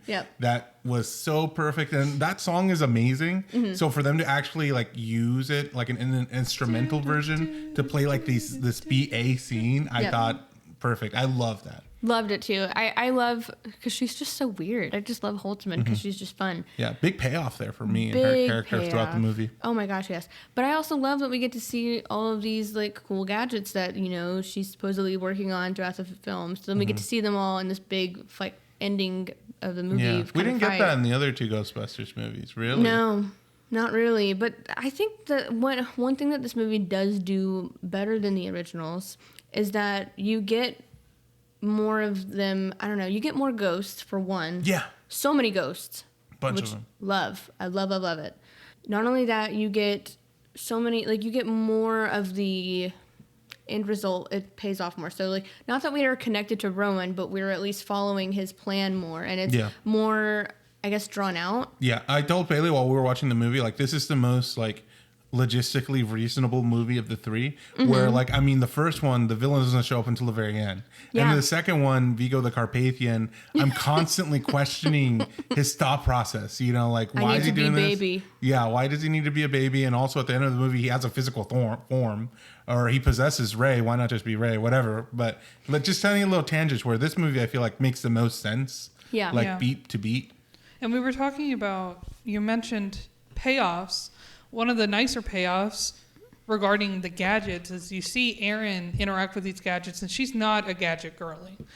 She doesn't understand the gadgets as well as Abby and Holtzman do. So whenever Erin handles, like, a gadget when she's not supposed to, Abby and Holtzman are like, no, don't touch that. It's going to blow up. You can't touch that. You can't throw that around. It's going to blow up. And then that happens, like, 2 or 3 times in the movie. It's just, like, a funny, like, 2-second gag. And then at the end, they're like, the car, it'll blow up. We have to use the car. And I thought that was kind of a funny little payoff. Yeah. It was. I do enjoy that as well. I just feel like this movie was, despite whether or not it's a better film or not than the other two, it was written the best. Like, not necessarily, like, dialogue wise, but, like, in terms of a narrative, like a traditional way of writing something. Yeah. The quality of it is. Yeah. The plot worked. Yeah. And the way that we get to meet Patty, rather than Winston just showing up midway through the movie, like, Patty shows up a little bit later in the movie, but not near as late as Winston did in the original films. But so we get Patty throughout the entire film, which I love, because the mistreatment of Ernie Hudson in the first 2 films has just been so, like, he was just done wrong in every aspect of it. So seeing that they treat Leslie Jones much better in this one is much, you know, it's endearing, but it's also still sad for Ernie because you're still grieving Ernie's like experience, but you're also at least able to be happy for Leslie Jones. But she shows up not midway through, but still early on enough that you're like, oh, okay, you can still build a connection to her. So she's originally working in like the subway station. Hilarious bit when she's in there because she's like, talking to people or seeing people. And then of course we meet Rowan and he's of course being weird as he is portrayed in the film. And she was like, okay, like, I think that experience was just really funny. I almost forgot what the gag was going to be with the ghost in that situation with the subway until, like, we got there. And then I was like, oh, okay. But in my brain, I was so used to Ghostbusters 2. I was like, are we going to get a ghost train again? Because that would be kind of funny. Yeah, I was kind of thinking the same thing. But the ghost that we did end up getting, I think, was still really cool. Still really cool. Yeah, like really creepy. Like a ghost that has been electrocuted in the chair. Mm-hmm. And then, so then that's how we meet her, is that she shows up after Kevin's interview, which is hilarious. And she's like, yeah, I just saw a ghost. And they thought that she was waiting on Chinese food. So she's like, oh, they would probably prefer you waiting downstairs. Yeah. Because that's another thing that I meant to mention that we should talk about is the major visual differences. So first, let's, I guess, go on to talk about the original firehouse that they like reside in. They are in the top of like the building above a Chinese restaurant. That's funnier. It's funnier. That's a lot funnier for sure. Especially it was interesting. The rent was ridiculous. $21,000 a month. Yeah, realistic. I also love, like, not only are they on top of a Chinese restaurant, but it's set up to be the Chinese restaurant that Abby always orders from. And so her first order, she's like, man, it always takes you an hour to get here. Did I at least get more than one wonton? And she didn't, of course. And then it turns out, like we said, that is the same Chinese restaurant. She orders food, and she gets the same delivery boy. And she's like, it still took you an hour to get here. We're literally on your second floor. And he's like, it takes me a while to go up steps. Yeah. That was funny. It was funny. And at the end of the movie, too, where she gets, like, the soup is loaded. Yeah. But she's still disappointed because she's like, I need a good soup to wonton ratio, which, understandable. I'd be mad either way. Mm-hmm. I mean, I'm a picky girly with my food. That stuff is disappointing sometimes. Oh, yeah. So you are like, you get your DoorDash and you open it up. It's not what you expected. You get disappointed? Especially, okay, it doesn't happen as a lot that way. But say, for instance, I order food and it's a combo. You pay extra for combos and they typically come with a drink. So if I've picked a drink and I don't get the damn drink, I'm like... what are they doing to me? So then I'll be like, hey, did you happen to get a drink? And they're like, nope, I didn't see a drink. They didn't hand me a drink. And then I'm like, but like also that's why you're supposed to read the orders. But I don't ever give them trouble. I usually just like go to DoorDash support and I'm like, hey, I didn't get a drink. I don't want the driver to get in trouble. I just want like some of my money back. Does it ever ruin your meal though? Yeah. Yeah. Okay, for another example, a lot of the time in my apartment complex, nobody knows how to read the damn signs on the buildings. And they're not that hard to read. I would say in our apartment complex, compared to other apartment complexes, our numbers are in the middle of the building, but they're still like bright enough that you can read them. So a lot of the time, somebody will try to bring us our food. They drop it off at a different apartment. They drop it off at a different apartment building. And then I don't feel like going out. Like I'm lazy enough that I wanted you to deliver it to me. I'm not going to go out and drive around the complex to see who got my food. Mm-hmm. So then I'm pissed and then I have to reorder it. And then DoorDash usually will be like, hey, you don't have to pay for this one. And then I'm like, Gucci. And then I'll usually tip the other person. Like I'll tip the next driver that brings it to me directly because I'm like, please call me whenever you get here. And then I'll give them more monies. Okay, well, I have a question of morality for you really quickly. Okay. I know somebody who recently came into a problem where they got DoorDash food that they didn't order, right? Kind of similar to your situation, right? Now, what they ended up doing is going door to door to find out who actually ordered the food so that they can give it to them. But if it was me, maybe this is a bad judgment of character. Okay. I would take it in and I would eat that food. Well, it depends on the food because, like, I have preferences. Like, for example... the man upstairs, not God, but my boyfriend, Patrick. The big man upstairs. He is so picky with his food. And say, for instance, we're ordering, like, I don't know, Wendy's, and we both love the Baconators, right? Well, they put ketchup and mayo on the Baconators. He's, like, not down for that. Not down for that. I'm totally fine with it. I'm like, put that shit on all over it. I love it. He's like, gross, no. And say, for instance, we get it, and boom, it comes with mayo and ketchup. His dinner's ruined then because he's a toddler. That kind of sucks because I feel like that's a common thing that I feel like that probably gets messed up often. Well, it depends. Because, like, for example, I like the way that Culver's has it set up. Not to, like, get on a deep dive about, like, fast food here. But, like, Culver's, they're like, what do you want on it? Like, they don't automatically put anything on it. They make it plain, and then you can decide what you want on it. I hate that. I like that because I like mustard and pickles on my butter burgers. I'm the type, I order, when I go to Chili's, for example, which I love Chili's. Love Chili's. I love their chips and salsa. Me too. I love how breakable their chips are. And don't get me started about the thin salsa. We could have an entire podcast talking about Chili's. Chili's, I love We Chili's. could eat at the Chili's and have a podcast about Chili's. But anyways. I'll get a burger. You know, they have veggie burgers, and I'll get one. And I order it just as is. And then when it gets to me, I take off the pickles and the onions. But I never order it no pickles, no onions. It's easier for me to pick them off than for the server to punch it in and the kitchen to take it off. What's funny is Patrick, well, he's like, no, don't put pickles on it because pickles ruin everything, is what he says. Okay. And I'm like, bro, like, just give me your pickles. But he's like, no, because I can still taste the pickles on here. And I'm like, you're crazy because I can drink pickle juice. Like, I love pickles. Yeah, I bet you do. Anyway, so we have the Ghostbusters above the Chinese restaurant. And then, of course, later we also get the payoff by having the firehouse. Is that funny? Go on. Then later we get the firehouse. Yeah, they get it at the end of the movie. At the end of the What do you movie. think? Do you think it's a set or do you think it's a real place? It's a real place. It 100% is a real place. Would you want to go? Yes, I would want to go. Would you? I love the joke of them calling it a stripper pole. Yeah, I know. It was funny. I think that's a part of the reason a lot of people don't like this movie is all of the humor that's centered around women. I know. So stupid. Like they have a queef joke in it. Yeah, that was really funny. They have they call it a stripper pole. There's a point at the beginning of the film. So stripper poles are inherently female, like, jokes to you, sir? Not to me, but to the men watching them. They're being like, men don't like women being promiscuous, supposedly. Fuck them. Nice cover. And also when Kristen Wiig is, preparing for a lecture or performing a lecture that nobody attended, whatever you take of it, she shakes her butt in it or whatever. And that's part of a joke because there's a professor coming in as she's doing her little dance. And I feel like those are the kind of jokes that, really turn a certain kind of man off. Like, they're like, you know what? This isn't my Ghostbusters. As a woman, and also, secondly, I enjoyed this movie a lot. So I don't care if it appealed to your humor. And if you're like, I just wanted a third Ghostbusters. We all fucking did, but blame Bill Murray. It's not us. Yeah. It's a 2016 reboot remake, and it did well. I liked it. I thought the women were fucking hilarious, okay? I also thought it was really funny. I'm sorry if it's not your kind of humor. And if it's not your favorite, it doesn't have to be your favorite. Yeah. Nobody's asking you to place it above the Ghostbusters. It's just another version that exists out there. Yeah. So stop being a little baby. Something that I do think the original did better is the costumes.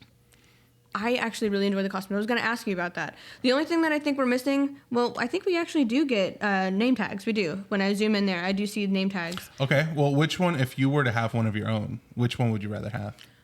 So, I'm going to be honest, and this might be another controversial take. Oh. I actually like the Navy costumes the ones better at from Ghostbusters Ghostbusters 2 that we see for 0.2 seconds. Do you think those are recognizable enough? Like people would be like, oh yeah, Ghostbusters. Yeah.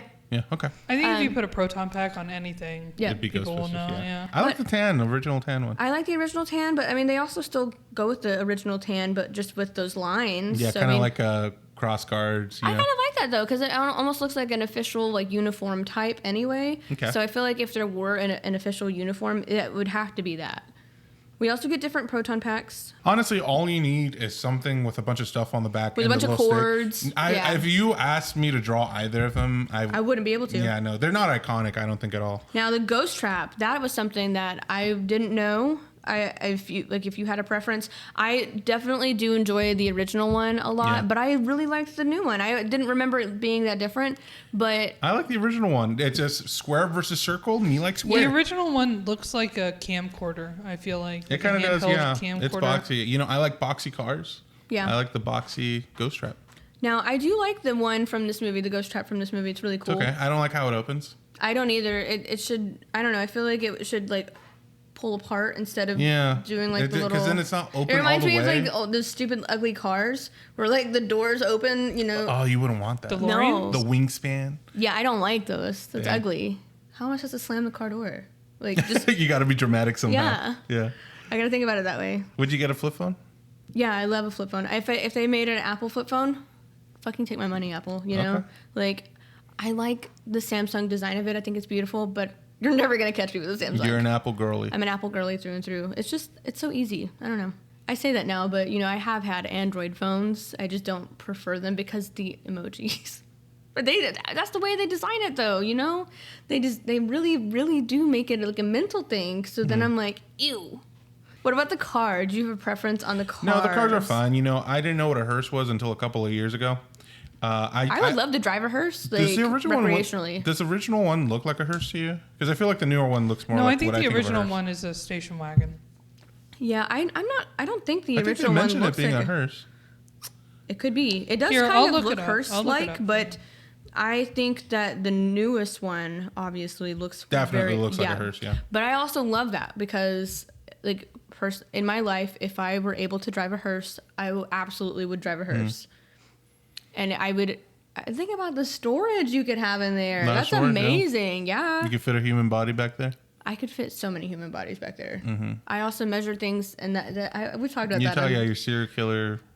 I'm not a serial killer, but I do measure things and how many bodies I can fit in there. I know that sounds suspicious. I would never hurt a fly. I actually release the bugs from my home. I'm like, go. Even though I think we talked about it on the podcast about spiders, that we're not supposed to. I don't know. I always let them out. But apparently they will probably likely die immediately when we release them. I think about that stuff all the time. I'm like, but in my brain, I have to rationalize it somehow where I'm like, oh my God, I can't kill it because what if it's a spider dad and their spider family's waiting at the dinner table. Yeah, their dinner table, and then he's out for milk, and then he's never coming back home. That's always my thought process. Yeah. You guys are so funny. I looked up the Ecto-1. It looks like it was a 1959 Cadillac Miller Meteor ambulance.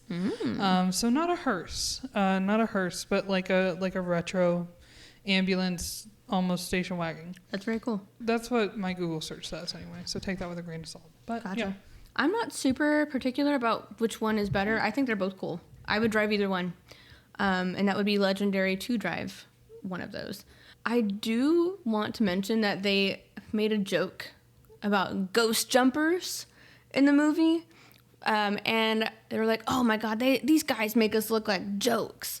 I wish we could have seen a little bit more of them. Maybe that could have been another like fun like storyline. Because in the original, they had to film a lot of takes of them saying what they are. Like that whole scene where they're filming the commercial, they had to do it several times on set. They had to be like, we're the ghost jumpers, we're the ghost chasers. Because at the time they didn't have the rights to the Ghostbusters term because it was a TV show previously. And by the end, they did get the name Ghostbusters, but initially they didn't have it. So I'm so glad they're not called the Ghost Chasers. Yeah. And that we did get the Ghostbusters. But I think that's so funny because I really it would have been hilarious because, you know, like in Pitch Perfect, like they usually have like some sort of like character like struggle there with like that. So it'd be really funny to have some sort of like antagonist being from the Ghost Jumpers. So like some sort of like, oh, you're on our turf kind of thing. Yeah, that would be so funny. The rivalry would be hilarious. Yeah. And then being like frauds and then them actually seeing the ghost or something. And then it's like, yeah. Hire me as a writer because that's hilarious. There could have been like a Scooby-Doo whodunit kind of a thing, and it could have been like, oh, the ghost was one of the ghost jumpers the whole time. Yeah, that's very Scream, very meta. So funny. So let's talk about the villain stories. Which one's your favorite out of the stories that we've talked about so far, and why is Rowan's not your favorite? I just like Yano. She's just so funny. Everything you're doing is terrible. I need you to know this. Yeah, I think it's he's so great. He's so funny, and he's like, okay, we've talked about this already. Move on. It's just, I think it comes down to the performance. While I do like Gozer, what I like about Gozer is mostly just like the way they look and their attitude. Like I said, it reminds me a lot of David Bowie. And as far as Zool is concerned, I think it's a cool like looking monster, and the terror dogs too are funny, but I think Louis Tully is really the funny part of it. Who brought the dog? Yeah. I'm more so like the whole keymaster gatekeeper aspect funny. That's really funny, and I feel like we continue the humor with Janos, but I feel like with this one, just Rowan isn't funny to me, and I think there's a version of it that would work for me, but this one just doesn't live up to the previous villains. Like I'm specifically saying Janos because Vigo the Carpathian is also not, like, while he is in the movie a lot more than Gozer was in the first one, I feel like I didn't get attached to him nearly as much. No, I mean, you don't really get attached to any of them but this is the longest that we've gotten the villain story in the movies so far, which I can appreciate because it's like, oh, now you have some sort, like a slight connection to him, where you see how people treat him and they're like, oh, he's a weirdo, so I mean, in that aspect, you're able to kind of be like, oh, well, why are they so mean to him? Yeah, when he goes out to a diner to have breakfast, the servers complain like, oh, well, I had him last time, it's your turn. That's funny though, because like as a previous server, like I know that we had people like that, not quite like that, like, oh my god, but we definitely had people that we remembered like, oh my god, they don't tip, I don't want them this time. Yeah. But you just had to suck it up, and if they're in your section, you had to take them. Yeah, that's true. So how do the differences work, do you think, or how do they hurt this version compared to the other ones? For me, speaking on behalf of the humor, I thought, like I said, this is the one I laughed out loud the most. I laughed so much. I laughed throughout this movie. I know Bailey, like I said earlier, wasn't as fond of the overt humor as she appreciates. There were some jokes that I really enjoyed, though. The laptop joke was so funny. Yeah. That one I thought was relatively funny. I thought the whole, like, the phones in the aquarium, I thought that was funnier, personally. But Bailey likes the thinkier jokes. One of them that really cracked me up was the fart one, where she was like... See, I do not like those kinds of jokes. I just don't. The original, like... The humor that they had in the original Ghostbusters is, like, my brand of humor. So even though I have my own criticisms about those movies, it was like I grew attached to that humor. This humor just isn't for me, and that's fine. That's but fair. Some of the jokes I really did enjoy. I love Kate McKinnon because she's just so crazy. She's crazy. And like unapologetically weird, and I really enjoy that. But like Melissa McCartney and her like brand of humor just isn't my vibe personally. Yeah. So it just most of the stuff with her I didn't really relate to. I did really like. I thought it was funny when she got like possessed. I was like, this is just hilarious. That was funny. Like that is just funny. I feel like a lot of this where like I told Bailey this, but the parts where she feels a little bit more of the Bridesmaids humor, maybe a little bit of Amy Schumer humor. Bailey, didn't like, but I interpreted it more as SNL humor, and like because some of these would be like skits right off of SNL. Well, yeah, absolutely. Melissa McCarthy's actually the only one that I think was not on SNL, but the other three were Leslie Jones, Kate McKinnon, and Kristen Wiig. But it's still, to me, it was so funny. But I also have grown up watching Melissa McCarthy in all of these movies and stuff, and even when she's in her solo films, she still does have a specific brand of humor, which they all have their own, like I said, their own kind of quirks, which makes it work so well. Is because, again, they've all worked together before, so I mean, of course they have that dynamic. Kate McKinnon always being crazy in anything she's in, which is perfect. And then, of course, Leslie Jones, just having her, like, spunky attitude. Love it. She's hilarious, always. And then Kristen Wiig being as dorky, awkward as she is. And then, of course, Melissa McCarthy being more outward and kind of doing the prankster kind of, like, the physical humor. Yeah, physical humor for sure. And while we're talking about similarities and differences as to whether or not this movie benefits from it, like I said earlier, I think it is a good, higher quality of writing compared to the other two. And I do think it's really funny, and they add a lot more emotional subtext into the film as opposed to the original one, which is more narrative driven, more like, hey, look at this cool stuff. As this one actually features the relationships between these characters quite a bit more, especially compared to the original one. And I think this movie is just a really good modern adaptation of the original. That's what I will say. Really, really do. But in humor and just the kind of films that are being made now. And not to mention the technology that we have, they utilized to their benefit for a lot of those like ghosts that like this Ghostbusters film is the most ghosts that I have seen in a Ghostbusters film. Yeah, when we watched the first one, I was completely surprised when we didn't see it. I was expecting ghosts throughout the whole movie, and that wasn't the case. And that's my biggest critique with this franchise. As a friend, like franchise lover, I love all of the movies. Like, there's not a bad one that's come out at all in my brain, and that's on me. Mm-hmm. So that's my opinion. I want to see more ghosts. They don't ever have near enough ghosts for my liking. Like Haunted Mansion, it makes a lot of sense that Katie Dippold was part of this because you can definitely see the similarities there with like the Haunted Mansion and how many ghosts we got in that movie. Like I want that level of ghosts like in a Ghostbusters film. Like that would be dope. Bring the Ghostbusters to the Haunted Mansion. That would be hilarious. Yeah, that'd be cool. You know, it's really funny that this is a side tangent, but that Columbia Pictures, owned by Sony, is the one that makes the Ghostbusters movies. Considering, I feel like a lot of the reaction to this is very similar to more recently a film that came out, Madam Web. Same thing, where it's like a bunch of women leading a Spider-Man movie, and also got bombed hardcore, saying it was awful. And then when I went to go see it, it wasn't god awful. I feel like similar things compared this one to that one. You know, I think that also has something to do with, and I love her, Dakota Johnson. She's great. But it also does not help when you are going on like press tours and, you know, doing press for your film and you're just shitting on your own movie. Very Bill Murray. I was about to say the Bill Murray effect. Yeah. Like, you're not that great, girl. I don't know what to tell you. Like, you're not above this movie. Nobody's above anything. Like, it does, again, that is the biggest critique, though, is that not every movie has to be Oscar-worthy. It can be fun. It can be just enjoyable. Like, this movie, in my opinion, is strictly just for entertainment purposes, and it was fun, and I had a lot of good fun watching it. That's my spiel on it, but we'll definitely talk about some of the critiques, rather, or opinions from our original OG Ghostbusters. So Dan Aykroyd said that the girls are great in it. Kate McKinnon, Melissa McCarthy, Kristen Wiig, what wonderful, wonderful players they are, and Leslie Jones. I was really happy with the movie, but it costs too much, and Sony does not like to lose money. They don't. It made a lot of money around the world, but it just cost too much, making it economically not feasible to do another one, so that's too bad.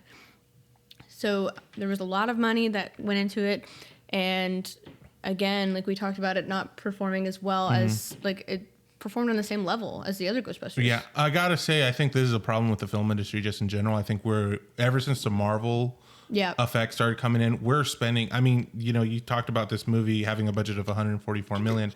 That's kind of like the standard for a lot of these big budget blockbusters that we see.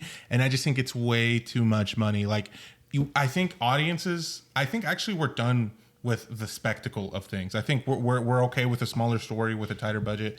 And I mean, as far as like superhero movies are concerned, the Joker movie, for example, I think the budget for that was $70 million, and it ended up making over $1 billion at the box office. And just so I think we are entering a realm now where we can tell smaller stories, where maybe it's a rom-com instead, and we don't have to spend so much money on special effects, and that way we can keep the budget low and still have it be profitable and bust out more movies like that, as opposed to putting all your eggs in one basket and saying, like, if this doesn't make more than the $150 to $200 million budget that we put on it, then the franchise is dead, which is what happened to this movie.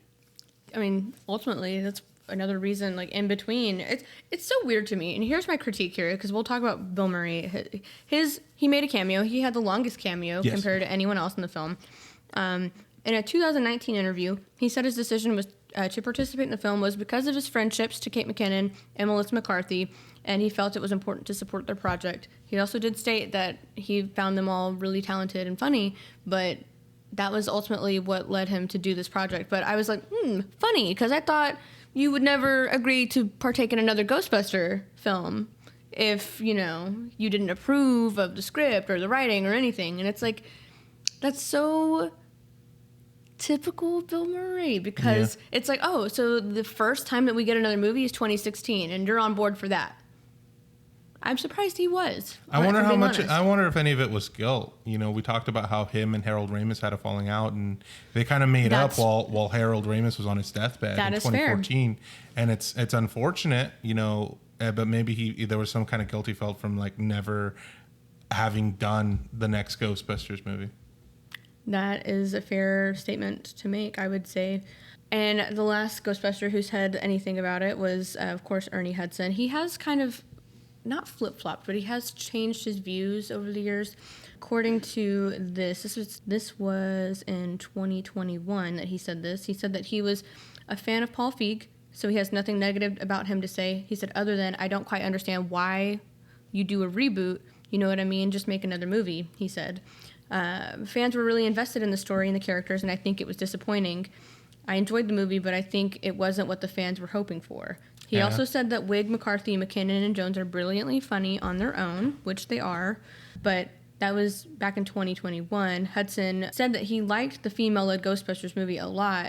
They tried to make another version of what they already did, and he thinks that that was a mistake.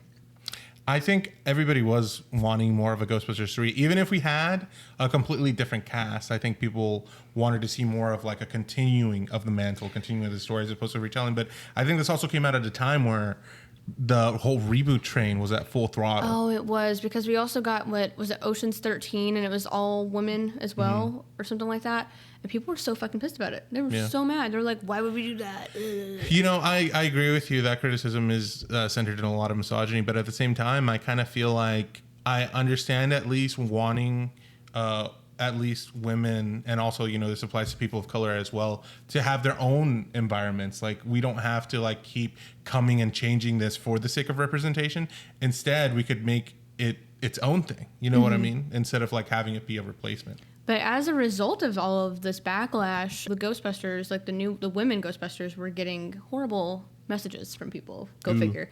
So even before the 2016 film debuted in theaters, it became the subject of sexist attacks online.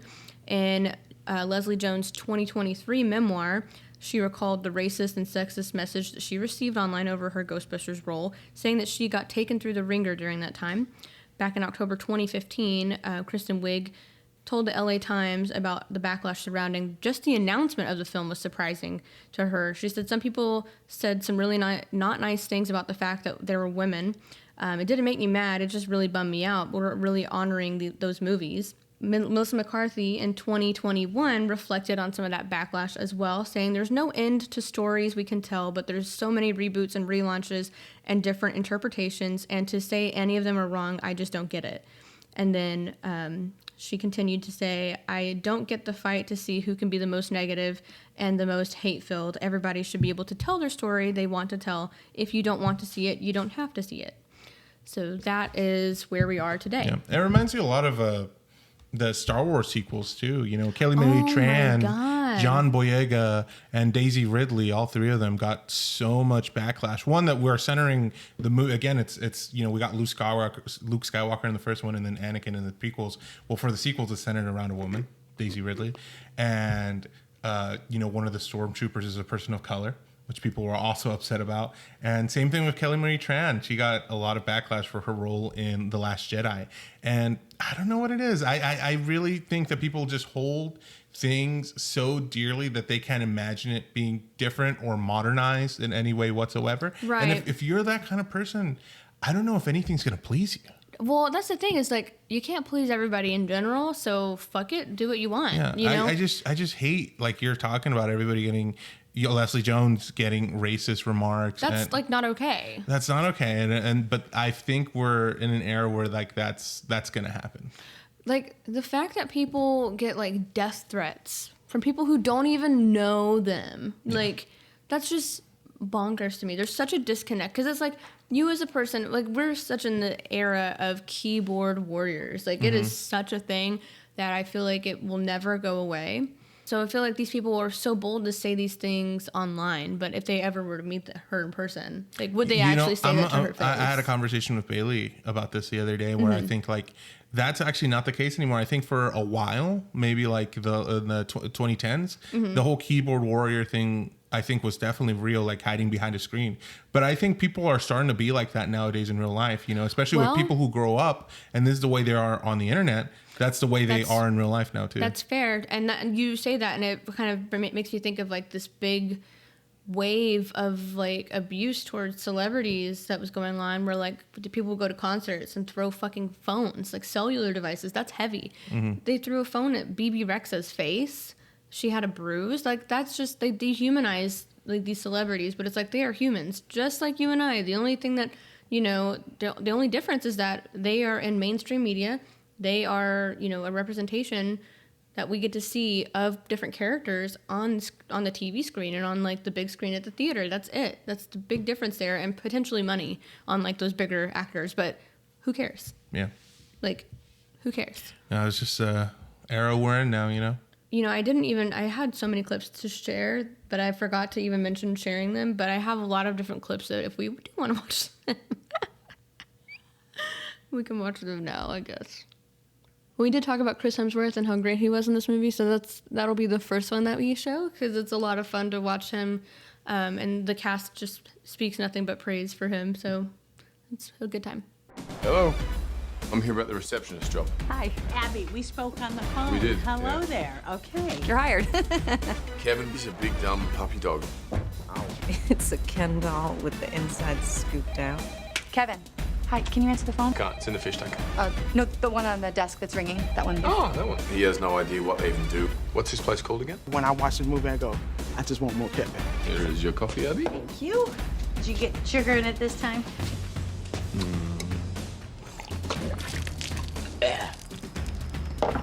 I hate coffee. Yeah, the sugar's in it. Sugar's in it. I'll take it. Waste.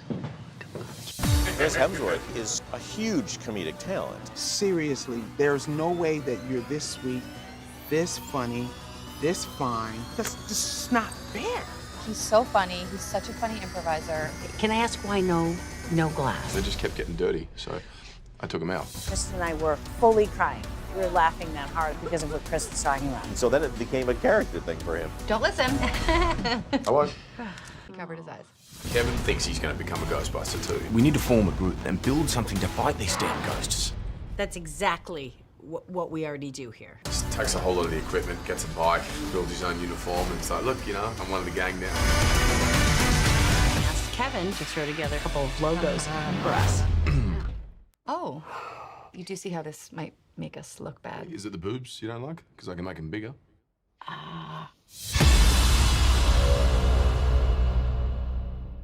We have So to. funny. We have to include that logo somewhere in the Yeah. podcast. That is totally my kind of humor. Like, that is my kind of jokes, and I really love it. Well, I mean, I feel like I can appreciate any humor, honestly. Like, I never really, like, but this movie just tickled my funny bone. Like, I love, like, the original Ghostbusters humor, like Bailey said. It's really good humor. It's, like, subtle. Yeah. Like, very much, like, dry comedies in some sense as Yeah. well. Love it. And I think it's super effective. But I also love this humor as well because it's just stupid. Like, but it reminds me so much of SNL, and that's Yeah, another it does. reason why Yeah. I think I like it so much. Yeah. Is that like similar? Like, I think you should leave. Like, it's just very over the top, kind of Yeah. stupid humor, and Yeah. it just makes me giggle. Like, brings out the child in me. I like it too, but I also understand Bailey. You know, I mean, one of the funniest jokes in the first movie is like, they ask Venkman, "Is that true, Venkman?" And he's like, "Yes, sir, that's true. This man has no dick." Yes, that is hilarious. That's much more my humor. Yeah, And Bailey then likes the just, subtlety a little more. Of course, Yeah. everything with Egon. I'm an Egon fangirl. What but does he say about plants in the first one? I collect spores, mold, and fungus. Yeah. Yeah, I love him dearly. But regardless, I also love, I don't know, I like it more when a joke is made and they just let it like hang and they don't like follow it up with anything. You don't like the spectacle of them being like, "Oh, hey, this is a joke." I don't, because it's like they feel like you're so dumb that they have to explain the joke to you. So for Okay. instance, with like the Kevin character, they're like, "Oh, don't listen to us," and he covers his eyes. And they're like, "Oh, you don't have to cover your eyes. You know, that's not right." And they drag it on, and they're just like, "Don't cover your eyes. That's not the right thing." And I'm like, "Bitch, I know it's not the right thing." Here's the thing. It was Here's funny. the thing. It was I gotta funny be before you honest. did that. I'm gonna be honest with Geraldine here discussing about Did Bailey. you not notice? Bailey is projecting, because there's I am. nothing that Bailey hates more than being considered "quote unquote" dumb. She values you're her correct. intelligence so much that she feels like, "Oh, this movie Well, thinks I'm I mean, dumb," and then she I gets angry. understand that. I do understand that, because theoretically, when a joke should land, but I mean, I'm gonna be honest though, it's for dummies like me. Sometimes sometimes I need a joke explained a little bit. Yeah. That's okay. But, and that's not always the case. I mean, obviously, like him covering his eyes as a glasses haver. And they do it again later. So and then so also funny. he doesn't have any lenses, so it makes it even more funny. Because then he's like, "What are you doing?" Yeah. It's just goofy. I love Hilarious. it because it's just so like over the top stupid that I'm like, oh my god. But I also love that they used his like beauty to be so stupid in that aspect. Like for women, we're used to that. We're like, okay, whatever. It gets annoying, so I completely understand your criticism there. But for somebody like Chris Hemsworth, use that to its advantage. I did.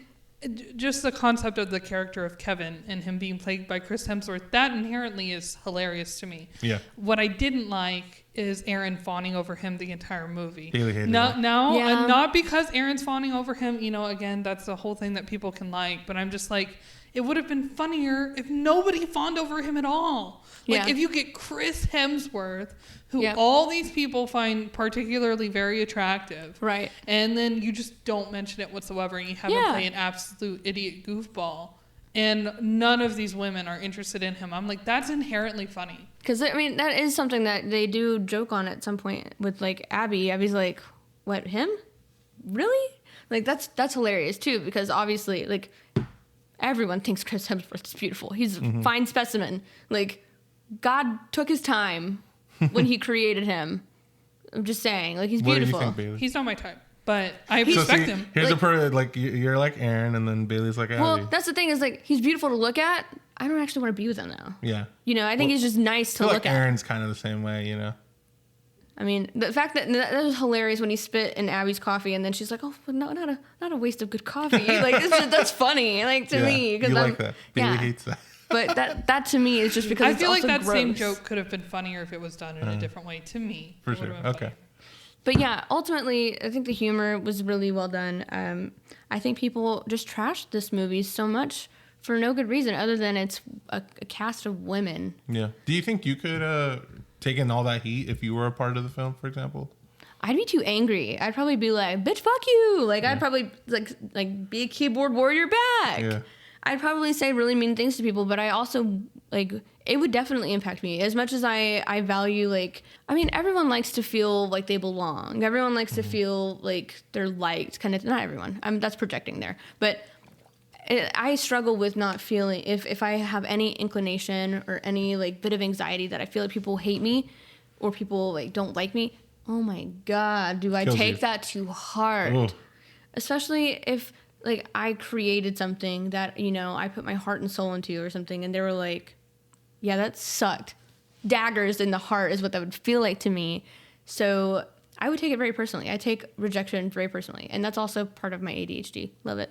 But, you know, you take it and you try, but that's the only thing that you can do. And I think that the fact that they received that and are probably still receiving the hate to this day is just not okay.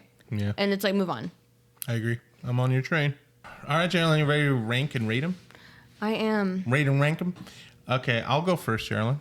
Okay, you typically do. Our previous two films, as you remember, we rated Ghostbusters 1, a 9 out of 10, Ghostbusters 2, a 10 out of 10. Mm-hmm.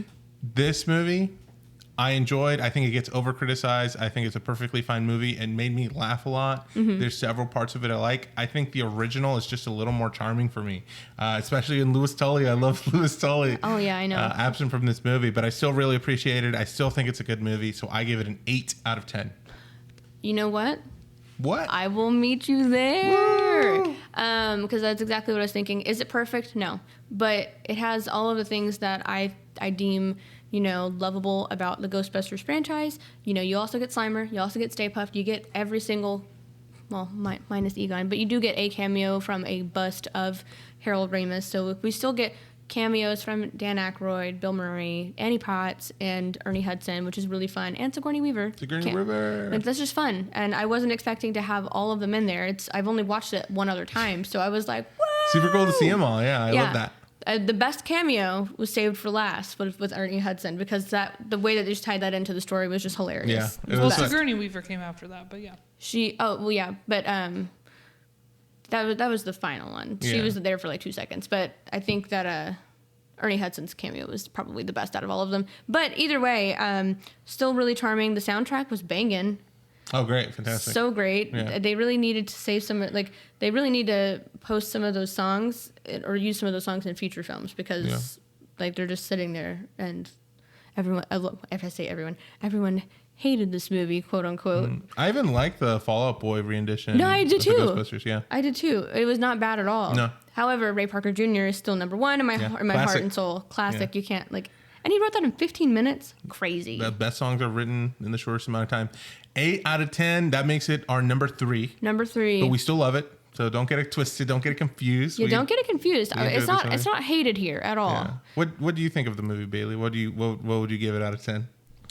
I'd give it maybe like a 6 out of 10. I just have some heavy criticism for it. And again, I just think it's not for me ultimately. Yeah. But some of the stuff I really did enjoy, and other things I saw as huge improvements compared to the first movie's story structure. Yeah. But I still feel like they could have done a little bit more, and the humor just wasn't for me. Well, with that, I'm very excited to cover the next 2 movies, the most modern my God. of the films. I cannot wait to discuss those because Ghostbusters Afterlife, if you thought any of the previous films were heartfelt, I'm not giving any spoilers away. You just wait because it gets more heartfelt from here. So yeah, I'm really excited. That's the movie we're doing next week, Ghostbusters Afterlife. If you guys are listening to this, please follow us on Spotify. Follow us. We really appreciate it. It really helps us get out there because it'll show when we post a new episode. It'll show up on your feed. Also, if you are watching this on the YouTube version, because we also do the video podcast as well, subscribe, comment, like the video.